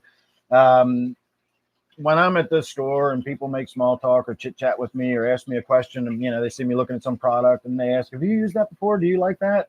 Because that happens, and then I got to talk about my experience using this deodorant or whatever to the person that just asked me about it.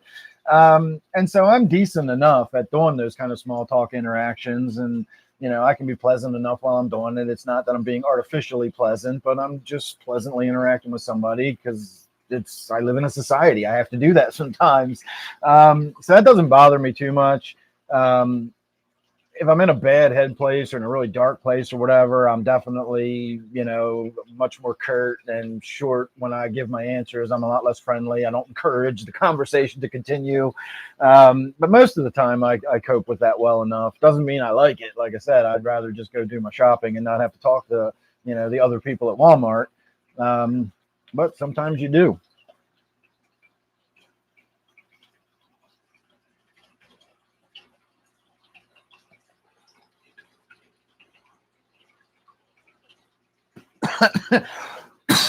I just got done saying how I'm not a relationship coach.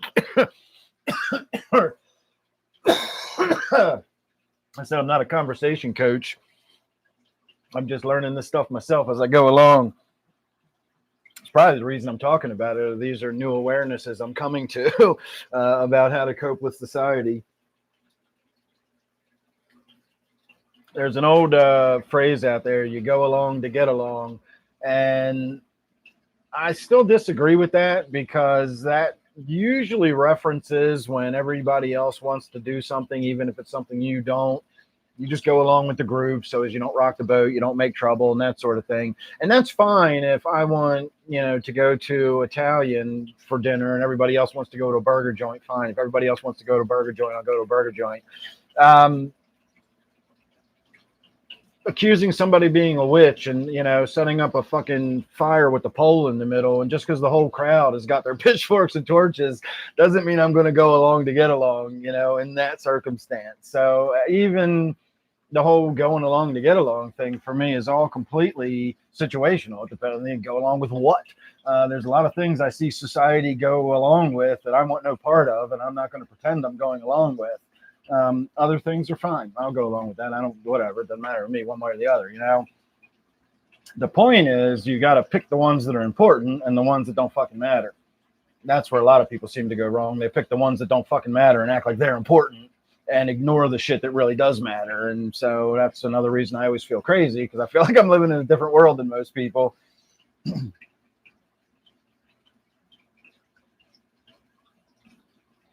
Oh, those were jokes, Shirley?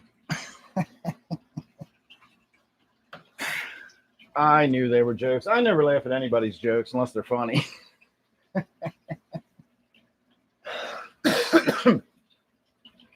Ask Ark how many times I've laughed at his jokes. I bet he can count the times on no hands.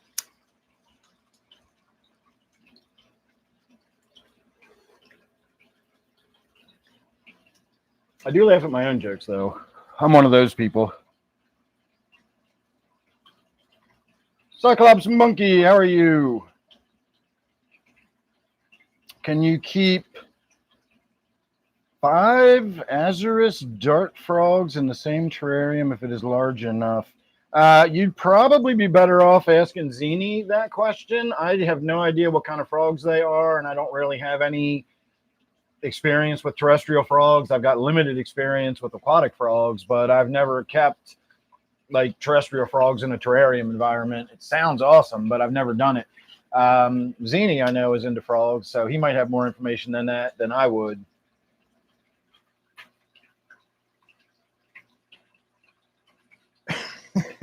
All right, Fish, I'll laugh at that one. That was worth a chuckle.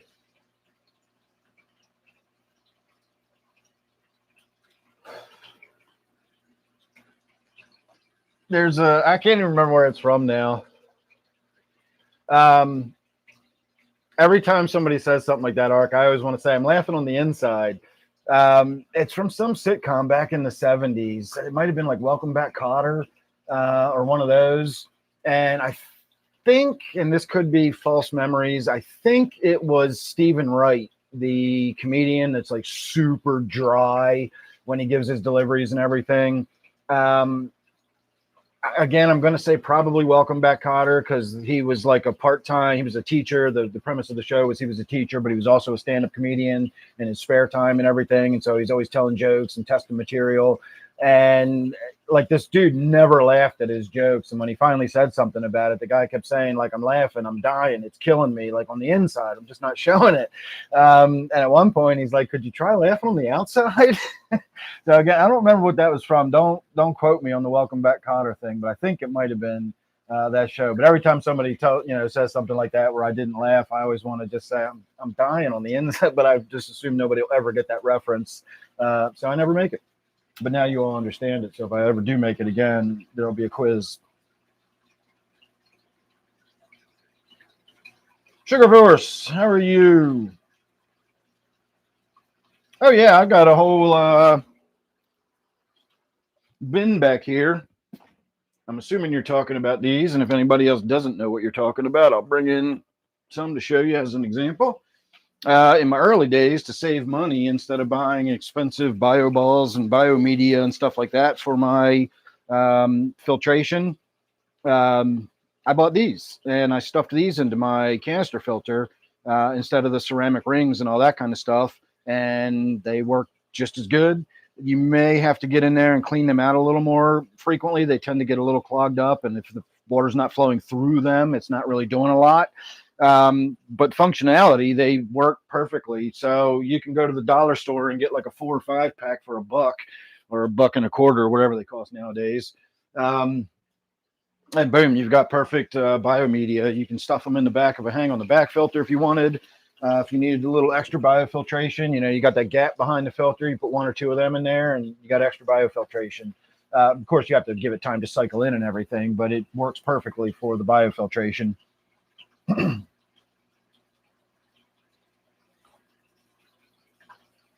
All right, apparently the dart frogs can go together.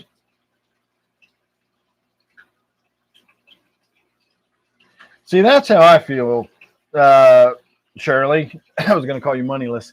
That's how I feel. When I tell jokes, I really don't care if other people laugh. I tell jokes that I think are funny, and then I usually laugh at them. I'm happy because I got to have a good laugh about a joke, and whether other people thought it's funny or not is sort of irrelevant.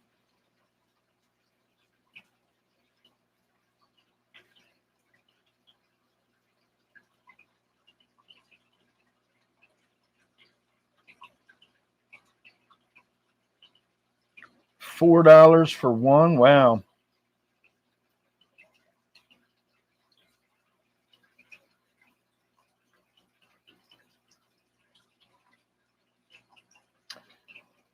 Once again, I will defer you to Zini for that one. I do not know if dart frogs eat their young or not. All right, is this going to be number 3 or number 4? Lighting this thing back up. It's not too bad when you're looking at the tanks and whatnot. I feel like I can kind of smoke because you're looking at the fish tanks. When I'm sitting in front of the camera, I feel like you're looking at me and I should be talking and doing stuff rather than just like puffing on a joint. If you don't puff on them frequently enough, they just go out. They're not like cigarettes that'll just keep burning. Fortunately, because I'd light a joint and I'd sit here and talk until I looked back and my joint was gone, and that would kind of suck. So they're sort of self-regulating.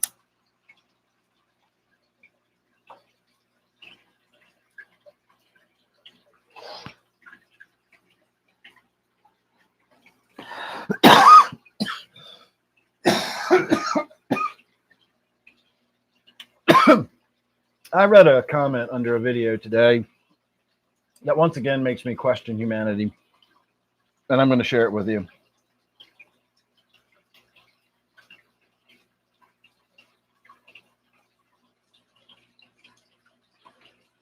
Oh, score, Shirley. You're going to get a bunch of free stuff.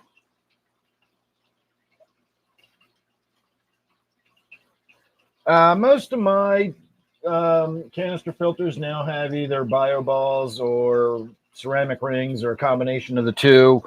Again, I don't even need the biofiltration in my filters. I need the circulation from the filters. I need the water to move around. But if I didn't have any biomedia in my filters at all, the tanks themselves have enough functional ecology going on in there. There's enough bacteria and so on and so forth that my nitrogen cycle functions just fine without my filters.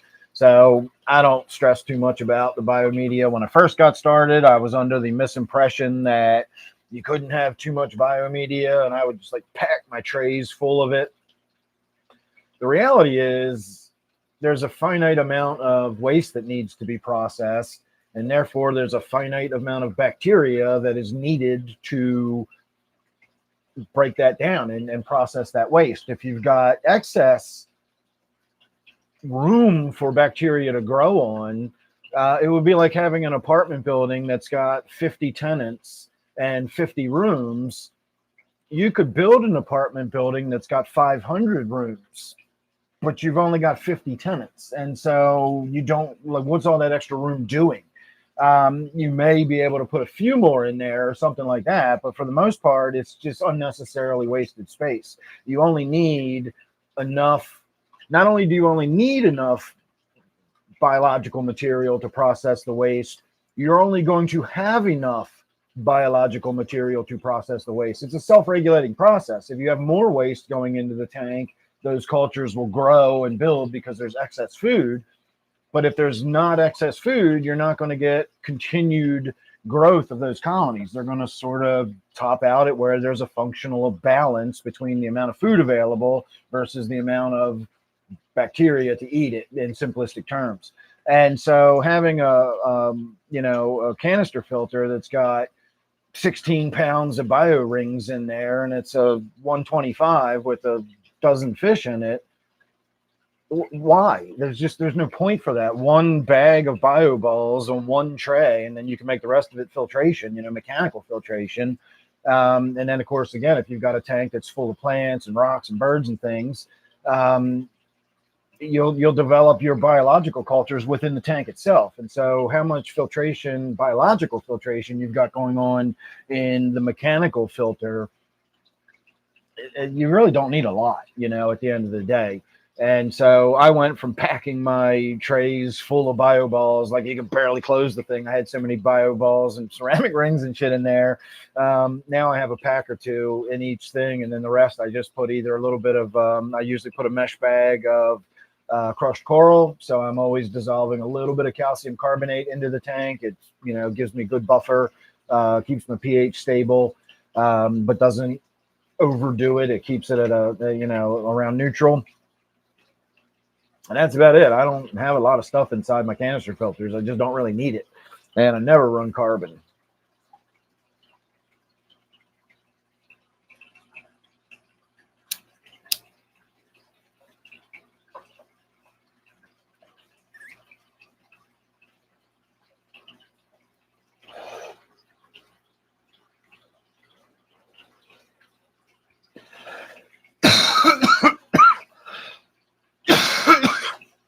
All right, let me get caught up. I got some comments to read here. Oh, right, that comment I read under. It's not going to be that impressive for you, Bob.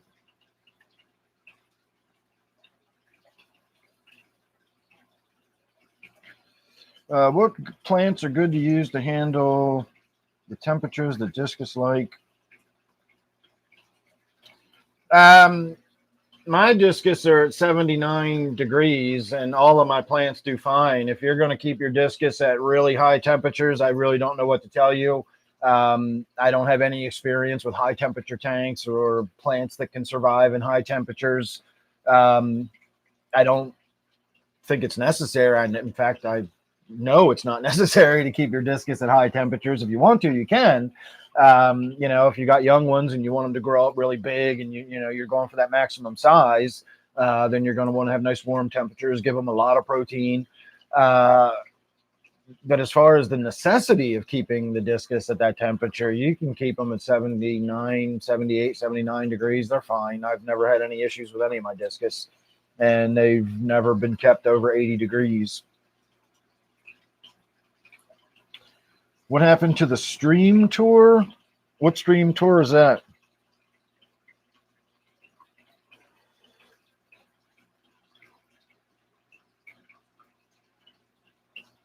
Oh, you're talking to Shirley. Okay.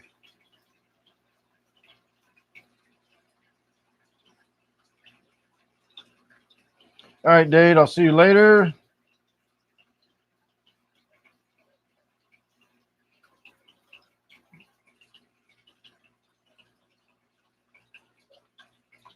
Yeah, you definitely can't have an open lid with the African butterflies. Yeah, I would say Anubias, Java fern, the really, really durable stuff. Java moss, duckweed will probably do well if you want a floating plant in high temperatures like that. No, discus aren't fragile at all. I don't think I've done a water change on this tank in a month.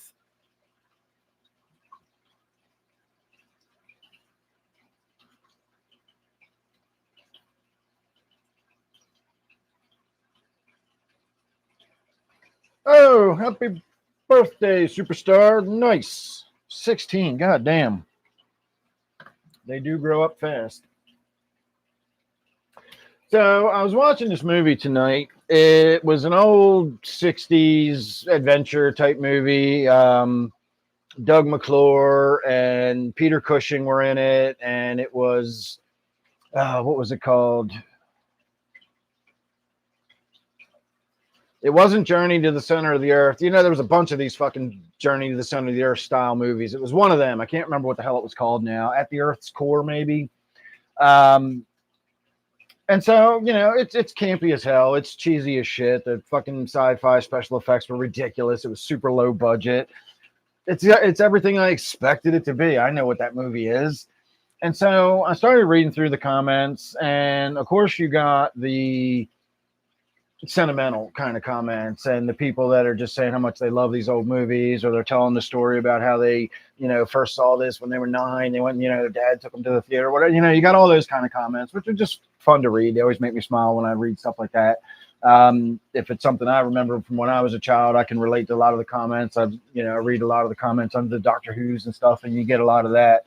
Then you get the people that are just like saying kind of the same thing. They're just being dicks about it. Like, oh, this is so much better than all the garbage they have out there. Everything's all fake. See, shut the fuck up, man. I don't give a fuck. I don't care if you don't like modern movies. Don't go see them. Why do you let them ruin your fucking life? And so you get those kind of comments. Then you get the kind of comments that just, by halfway through the first sentence, they turn into some weird political rant. There's nothing to do with the fucking movie at all. Like, I don't know. Like, all right. But then there was this one guy, and I started reading, and of course you got to hit the read more. So I opened it up and I continued reading. And what he was doing was he was breaking down the critique between the movie. It was a Jules Verne, or no, not Jules Verne. Who the fuck was this? I can't remember any of this stuff now. Anyway, he was doing a critique between the book and the movie, and I got a little fascinated by it because he was literally going point by point through this fucking movie. He complained about how in the movie, the digging machine went down into the earth at a 45-degree angle, when in the book it went straight down. How could you get to the center of the earth if you were going to the 45-degree angle? It logically doesn't make any sense. Why did they do it that way? He complained that in the book they spent 5 days traveling, and it was all about how noisy it was and hard to live. And I'm like, yeah, that would be fun in a movie, wouldn't it? 5 days of fucking noisy rattling around. Like, what the fuck, dude? And he kept going and going and going. And eventually I got tired of reading and I started swiping. I had to swipe like 5 fucking times before I got all the way to the bottom of this comment. And I read the last sentence of the comment just to see how he ended up. And the way he ended it up was, that's an hour and a half of my life I'll never get back. And I was so close to putting in, is that how long it took you to write that fucking comment? Like, what is wrong with you? If you didn't enjoy the movie, just watch something else. Holy shit. Why would you put that much effort into just ragging on some fucking old campy sci-fi movie? Is it that fucking important to you? I just like, oh, God damn, what is wrong with people? Again, I got more of a kick out of like the fucking, again, I swiped and swiped. You know how fast it goes when you swipe, and I did that like 5 swipes to get to the bottom of this comment. It was insane. Like, again, I really think the person has emotional issue. Like, it was insane.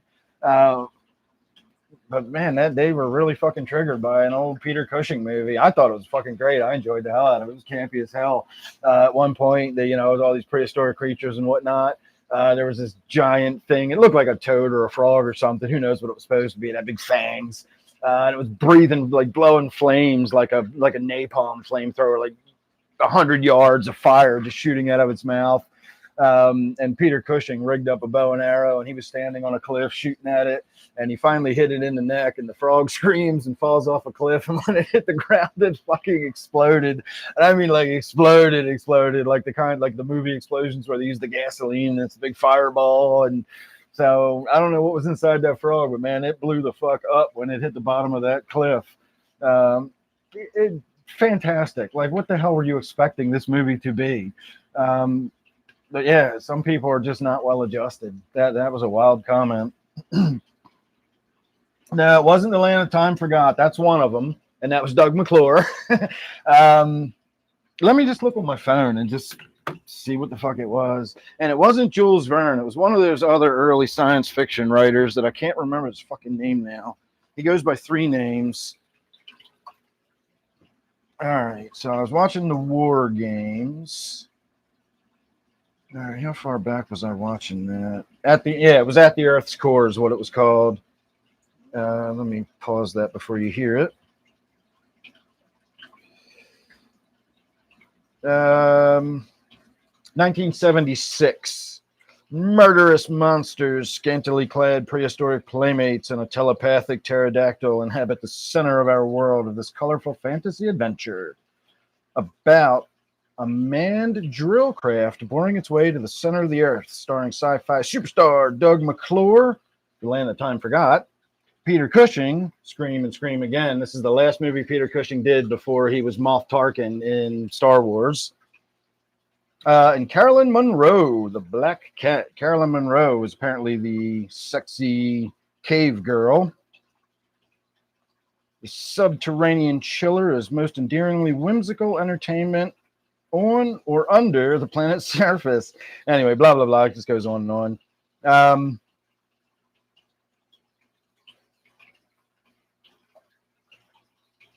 And then there's another one called The People That Time Forgot. That's a little different, though. So, yeah, again, it was a fun movie. I enjoyed it. But reading that comment and just, wondering what the hell was going on in that poor person's head. Oh, man, that was wild. All right, I'm going to put this half joint down. We can light that up later at some point. I'm going to hit on some nicotine for a while here. This nicotine is going to get me higher than that joint would.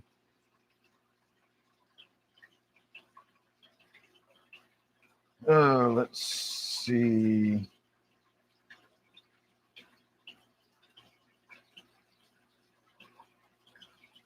I thought about it, Bob, but I looked at the comment. The comment was 2 years old. I was like, I'm not going to bother.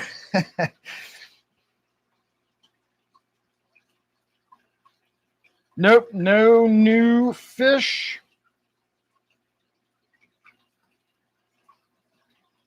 I get unreasonably annoyed at any fan base because any fan base almost immediately comes a group of assholes. It goes from people that all enjoy the same sort of thing to being a ravenous mob of fucking dickheads that attack anybody that doesn't think the same way they do or something. It's weird.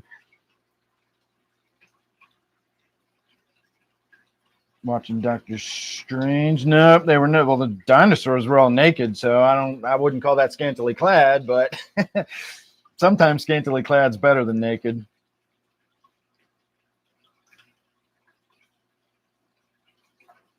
That's funny, Shirley. I always say Gedzuki to my wife when she sneezes.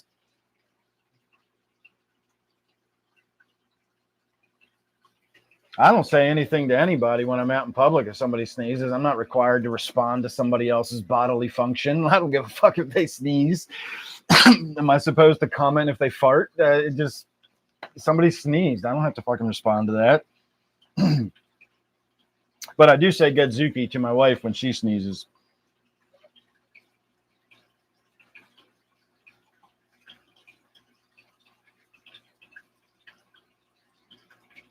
Would I ever get honeybees? Fuck no.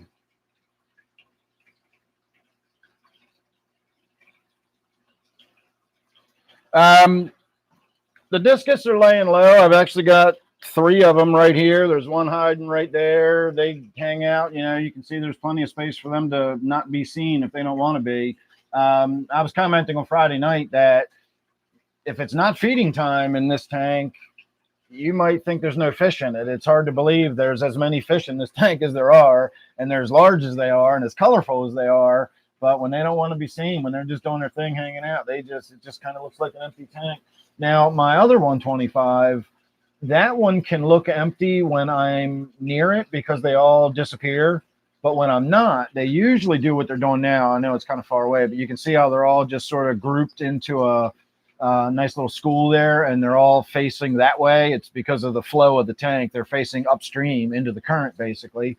And they just chill out and hang out like that. You can even see the disco lights flashing off of them a little bit over there. This tank, however, the discus are a little more shy. They don't school. They sort of all go their separate ways. They mingle, but they don't school like the way the tetras over there do, or the silver dollars. They're a type of tetra. So when it's not feeding time and I'm standing here waving my arms all around, they will often just kind of vanish into the tank, and it looks like I'm sitting in front of a garden rather than a fish tank. But they're in there, trust me.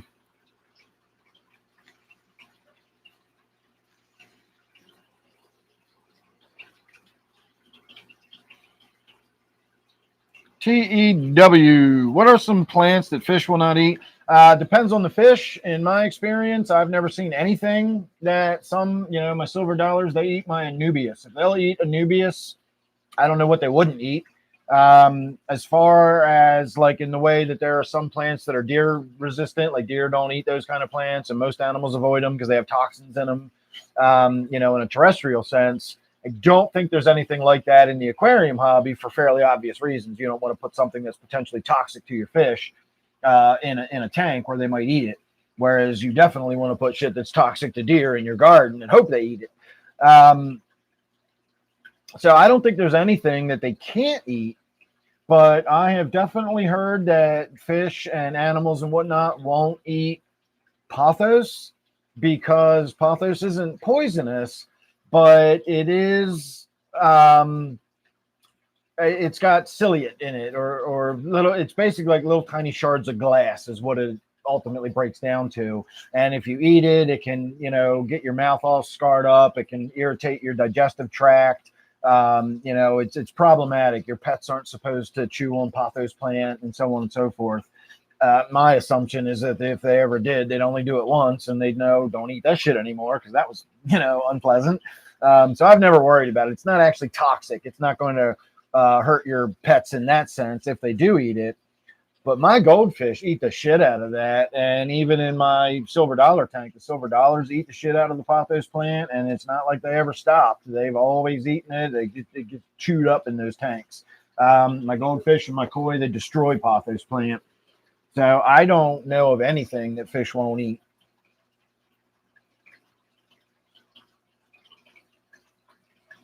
English ivy. English ivy is like a triffid.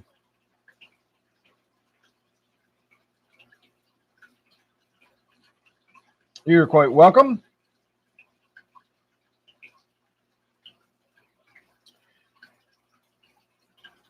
All right.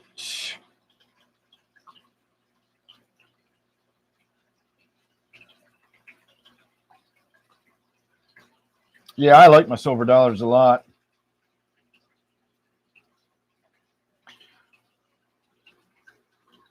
I am not arachnophobic necessarily, but I do still get the heebie-jeebies a little bit from spiders. I saw that big ass one. I sent Zany a photo of it or a little quick video of it. I looked down and there was a big fucking spider crawling across my floor.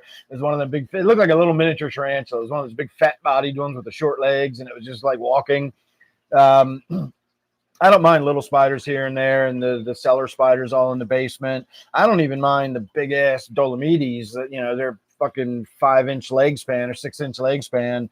I get them in my Bilko door area. I'll go in, on the wall right next to me is this huge fucking spider. They don't give me the heebie-jeebies at all. I think they're beautiful, actually. This little bastard crawling across my floor. I was like, nah, I'm not letting this thing just be roaming around my basement while I'm down here. I was also tripping when I saw it. And so I threw a paper towel over it and then stepped on it and wiped it up. But I used to be really, again, I don't know if arachnophobic is that seems a little too strong, but I used to get the heebie-jeebies a lot more from spiders when I was younger.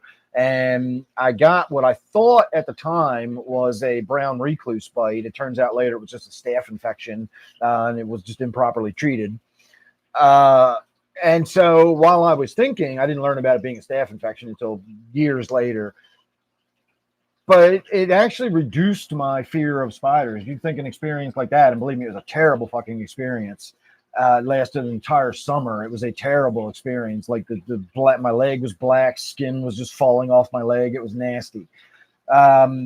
You'd think after an experience like that, I would be more afraid of spiders and worried about every little nook and cranny.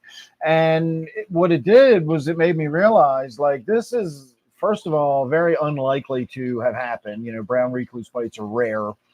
And this is the worst that can happen. There's no deadly spiders here in Maryland or whatever. Like most spiders, like if a wolf spider bites you, it's like a bee sting kind of thing,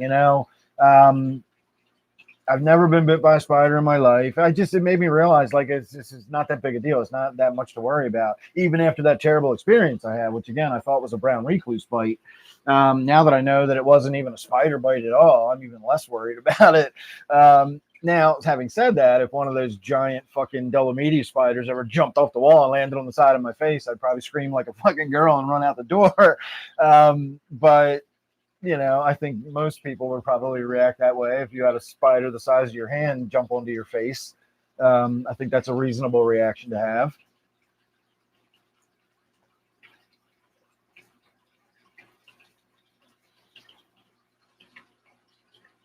I did have a tarantula for a while, just when I was younger, long years and years before the incident I'm talking about. But that was the reason I got it. I thought maybe if I had a tarantula, it would make me realize that spiders are really cool and everything. And I was never like bothered or worried or weirded out by it. I didn't handle it, of course. I still wouldn't. But it also didn't do anything for me. It didn't fascinate me. Mine was really irritated all the time. I don't know if I wasn't keeping it properly, but its back was always just bald. It was always kicking its back to kick the hair off of it. So it didn't have any hair on its butt. I don't know. I kept it for a little while, and then I gave it to somebody that was more into those kind of things. He had some lizards and some other spiders and stuff, and so I'm sure it went to a much better home than I was giving it. I think it was a rose tarantula is what it was. It was one of the smaller tarantulas. It had like the orange reddish color on its legs and whatnot. It was really pretty. I don't know. I was just never into it. It's kind of the same way with the saltwater tank. I thought I'd be into it, but when I did, I just wasn't into it.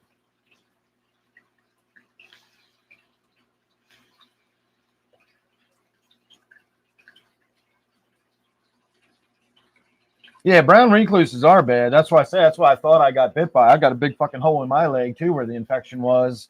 My leg turned black on one side of it, from my knee all the way down to my foot, and most of my foot was black. The whole area where the injury, where the infection was, like if I rubbed it, the skin just came off my leg. I didn't feel it because it was dead skin. It was all turning black and everything else.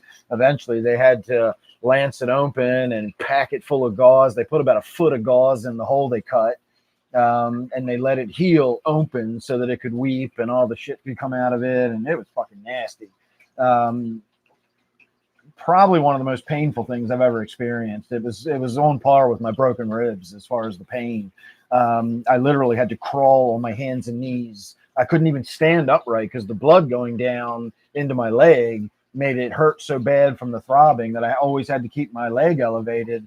So when I went anywhere, I literally crawled on my hands and knees so that I could keep my foot up in the air and keep my foot above my knee to keep it from throbbing so bad. I did that for 6 weeks. I crawled around the house with a black leg and taking massive doses of augmentin, and it was fucking nasty.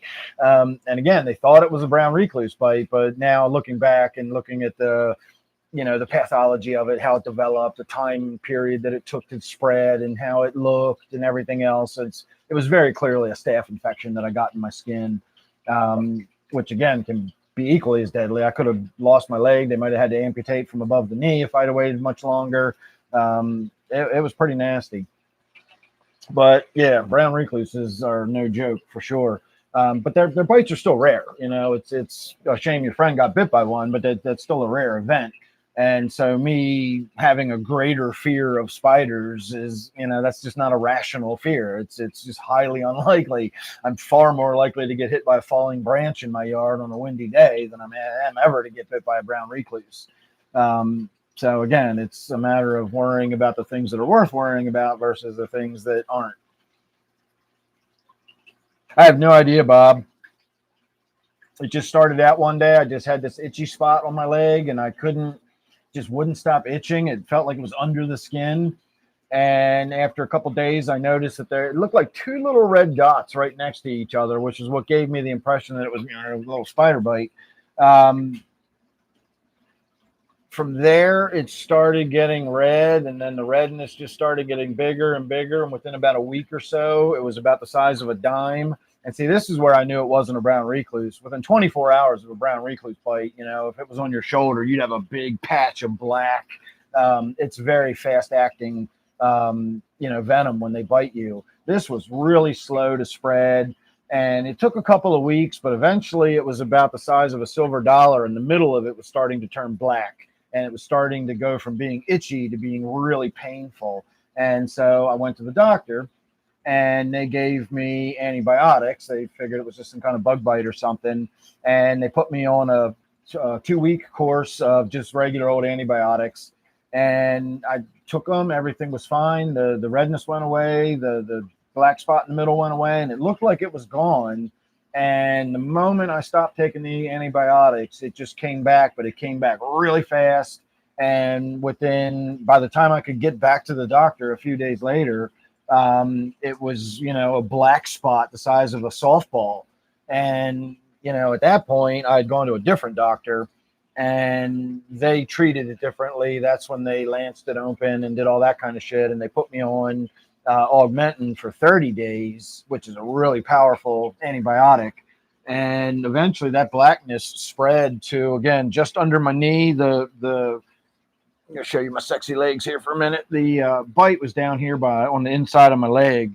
And so from here all the way across the back half of my calf and down, most of my foot was black. And then all the way up the front line of my shin, all of that was just black. And then the area all through here, the skin, the skin just fell off my leg. It was so nasty. But it took about a month for it to really get fully on my leg like that. And that was after the first sort of false clearing up. And then it came back with a vengeance. And that was like a month. And then it took me 2 months to recover from it after, taking all the antibiotics and getting the thing lanced open. And she didn't even have to give me any injection or anything. The skin was just so dead there. She just opened me up about 3/4 of an inch deep. And it was nasty. And then again, they just packed gauze into the wound and let it heal so it could weep. And it was nasty. When they pulled the gauze out, it was like the clown pulling the flag of all nations out of his pocket. It just kept coming out of the little tiny hole in my leg, and it just gauze kept coming and coming. Yeah, that was an experience. All right.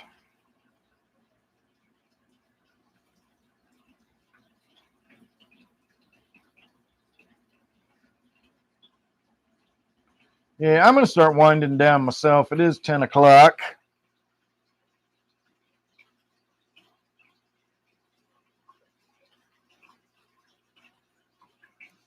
Oh, no, and it wasn't a spider bite. It was a staph infection. I thought it was a spider bite because at that point in my life, I had no idea what else could do that.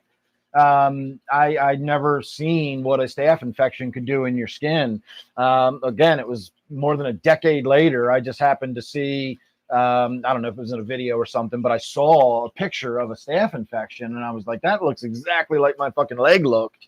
And so I started reading about it and the symptoms and how it spreads and the time period it takes. And, and even when I thought it was a brown recluse, I always put in the caveat that it doesn't seem like a brown recluse, but I have no better hypothesis at this point. I don't know what it was, but as far as I know, brown recluse comes as close as I can get.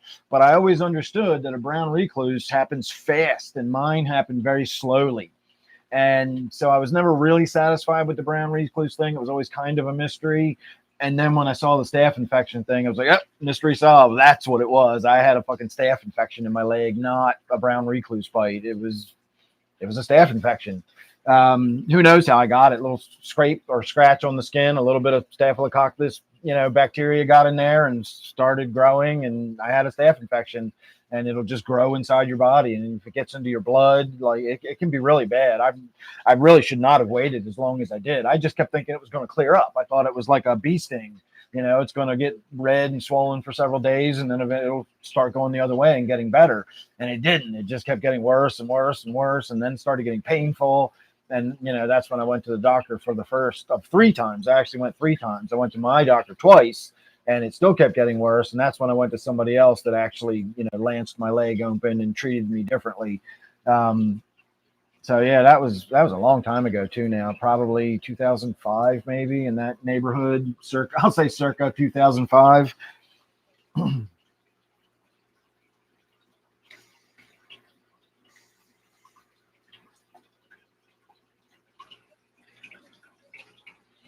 All right, everybody, I can at least get on up in here into first positions. Start winding down for the night.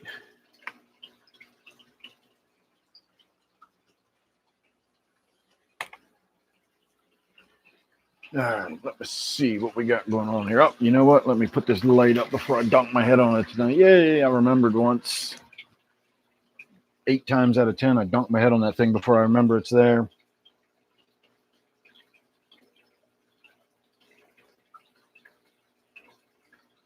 Yeah, that's definitely lucky, Robert. Now, again, I waited much longer than a week before I even went to a doctor or whatever. I thought it was some kind of bug bite and it was just going to be painful for a few days and then clear up, but it just kept getting worse and worse and worse. Oh, you're quite welcome, Eugene. I hope you had a good time tonight. And I will make a point.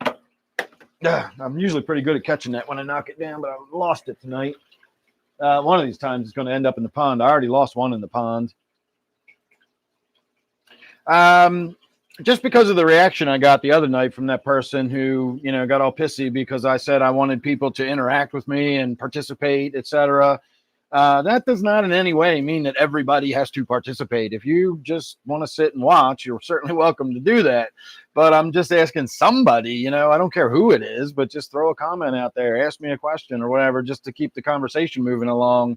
If you don't want to do that, you don't have to, and you don't have to get shitty about it and leave because I asked somebody to participate in the fucking live stream. Again, I don't fucking understand what goes through people's minds or why they do the things they do. It just, I've lived 53 years and I'm no closer to understanding humans now than I was when I was 7. I just don't get people. Again, it's all part of what I was talking about earlier about just like not fitting in and just not being able to function with like how other people see the world and think about it. Again, I argued with my wife about what exactly do you mean by fun, It's hard to have a conversation with somebody like me. I get it. All right, we can start turning some lights out too. We'll take, oh, you know what? We'll leave the glowy mushroom up there after we turn the dark lights out, and we've only got the disco ball and the glowy mushroom. Let me make sure I got my stuff out of here too, so I don't have to stumble around here in the dark. I got to finish watching War Games. Again, a 4-hour epic classic Doctor Who. Among the Doctor Who fans, War Games is definitely one of the good ones, one of them fan favorites. Woo, look at all them lights go.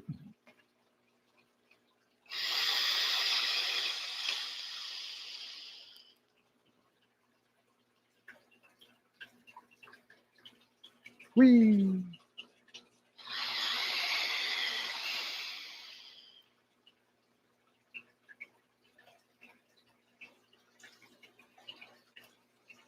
Mm-hmm. All right, everybody. Any last comments, last thoughts, questions, et cetera, before I get out of here? Telling you, this nicotine makes me feel higher than the damn joint does. I went from 55 milligrams down to 30. McLaren, holy crap. Thank you very much. It's awesome. Yay. Glad I stayed on a couple more minutes. That's awesome. Thank you. I went from 55 milligrams down to 30 because the 55 was killing me. And now I'm so used to the 30 that I've actually began putting half 30 in and then topping it off with the 55 just to bump it up a little bit. So the nicotine still definitely has a walloping on me. So thank you again, McLaren. That's awesome. That made my whole night. Yay. Woohoo. Gonna eat tonight.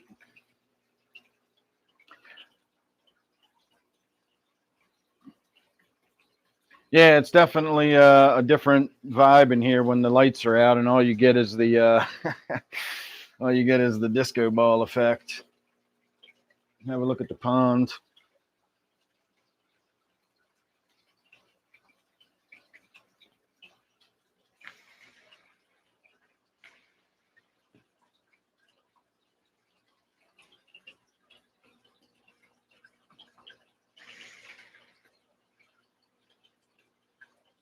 Window Liquor, how are you doing? I haven't seen you in a long time.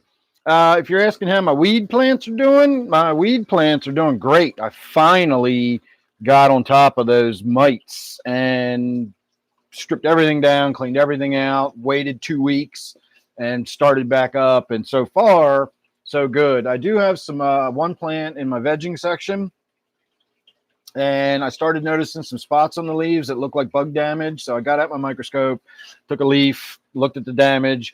I saw the areas of damage. I saw little black spots, which are typically droppings of some sort, but I saw no sign of mites. I didn't see any of the mite eggs, which you will always see as mites are crawling around. They literally just drop eggs behind them as they're walking. So I didn't see any eggs anywhere. I didn't see any mites anywhere. I didn't see any webbing anywhere. And I also didn't see any insects anywhere. I didn't see what was making the little marks and leaving the droppings. It looked like thrip damage. I've had thrips a bunch of times over the years. They're not that big a deal unless you really let them get out of control. And so I have sprayed that particular plant with rubbing alcohol, 70% isopropyl a couple times, and I don't see any more damage. I removed the damaged leaves and sprayed it, and I don't see any new damage on it. And the two plants I have that are flowering right now both look just fantastic. They're coming along perfectly on schedule.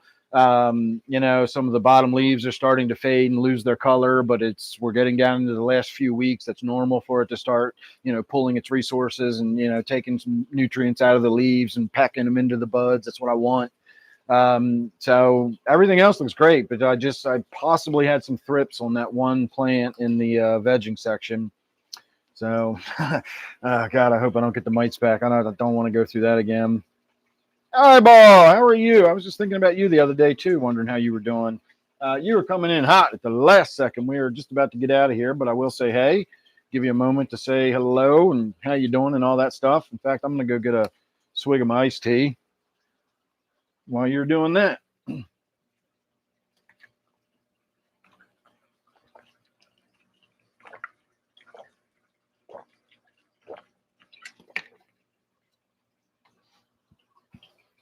Still can't decide if it's the mushrooms that make me thirsty or it's nicotine. Because I know when smoking on the nicotine a lot or puffing on the nicotine a lot, I get really thirsty. But I also, if I'm not puffing on the nicotine a lot, but I take the mushrooms, I also get really thirsty. So I don't know if it's a combination of the both, or when I'm on mushrooms and puff on the nicotine, it's like a double whammy. But anyway, I don't know what to make of that. Oh, good, nice holiday for you. That's awesome. Yeah, I was just wondering about you the other day. I haven't seen you in a while. I was wondering how you were doing, if everything was all right, et cetera, et cetera. So it's good to see you. But I am getting out of here, and so we are going to be wrapping up here.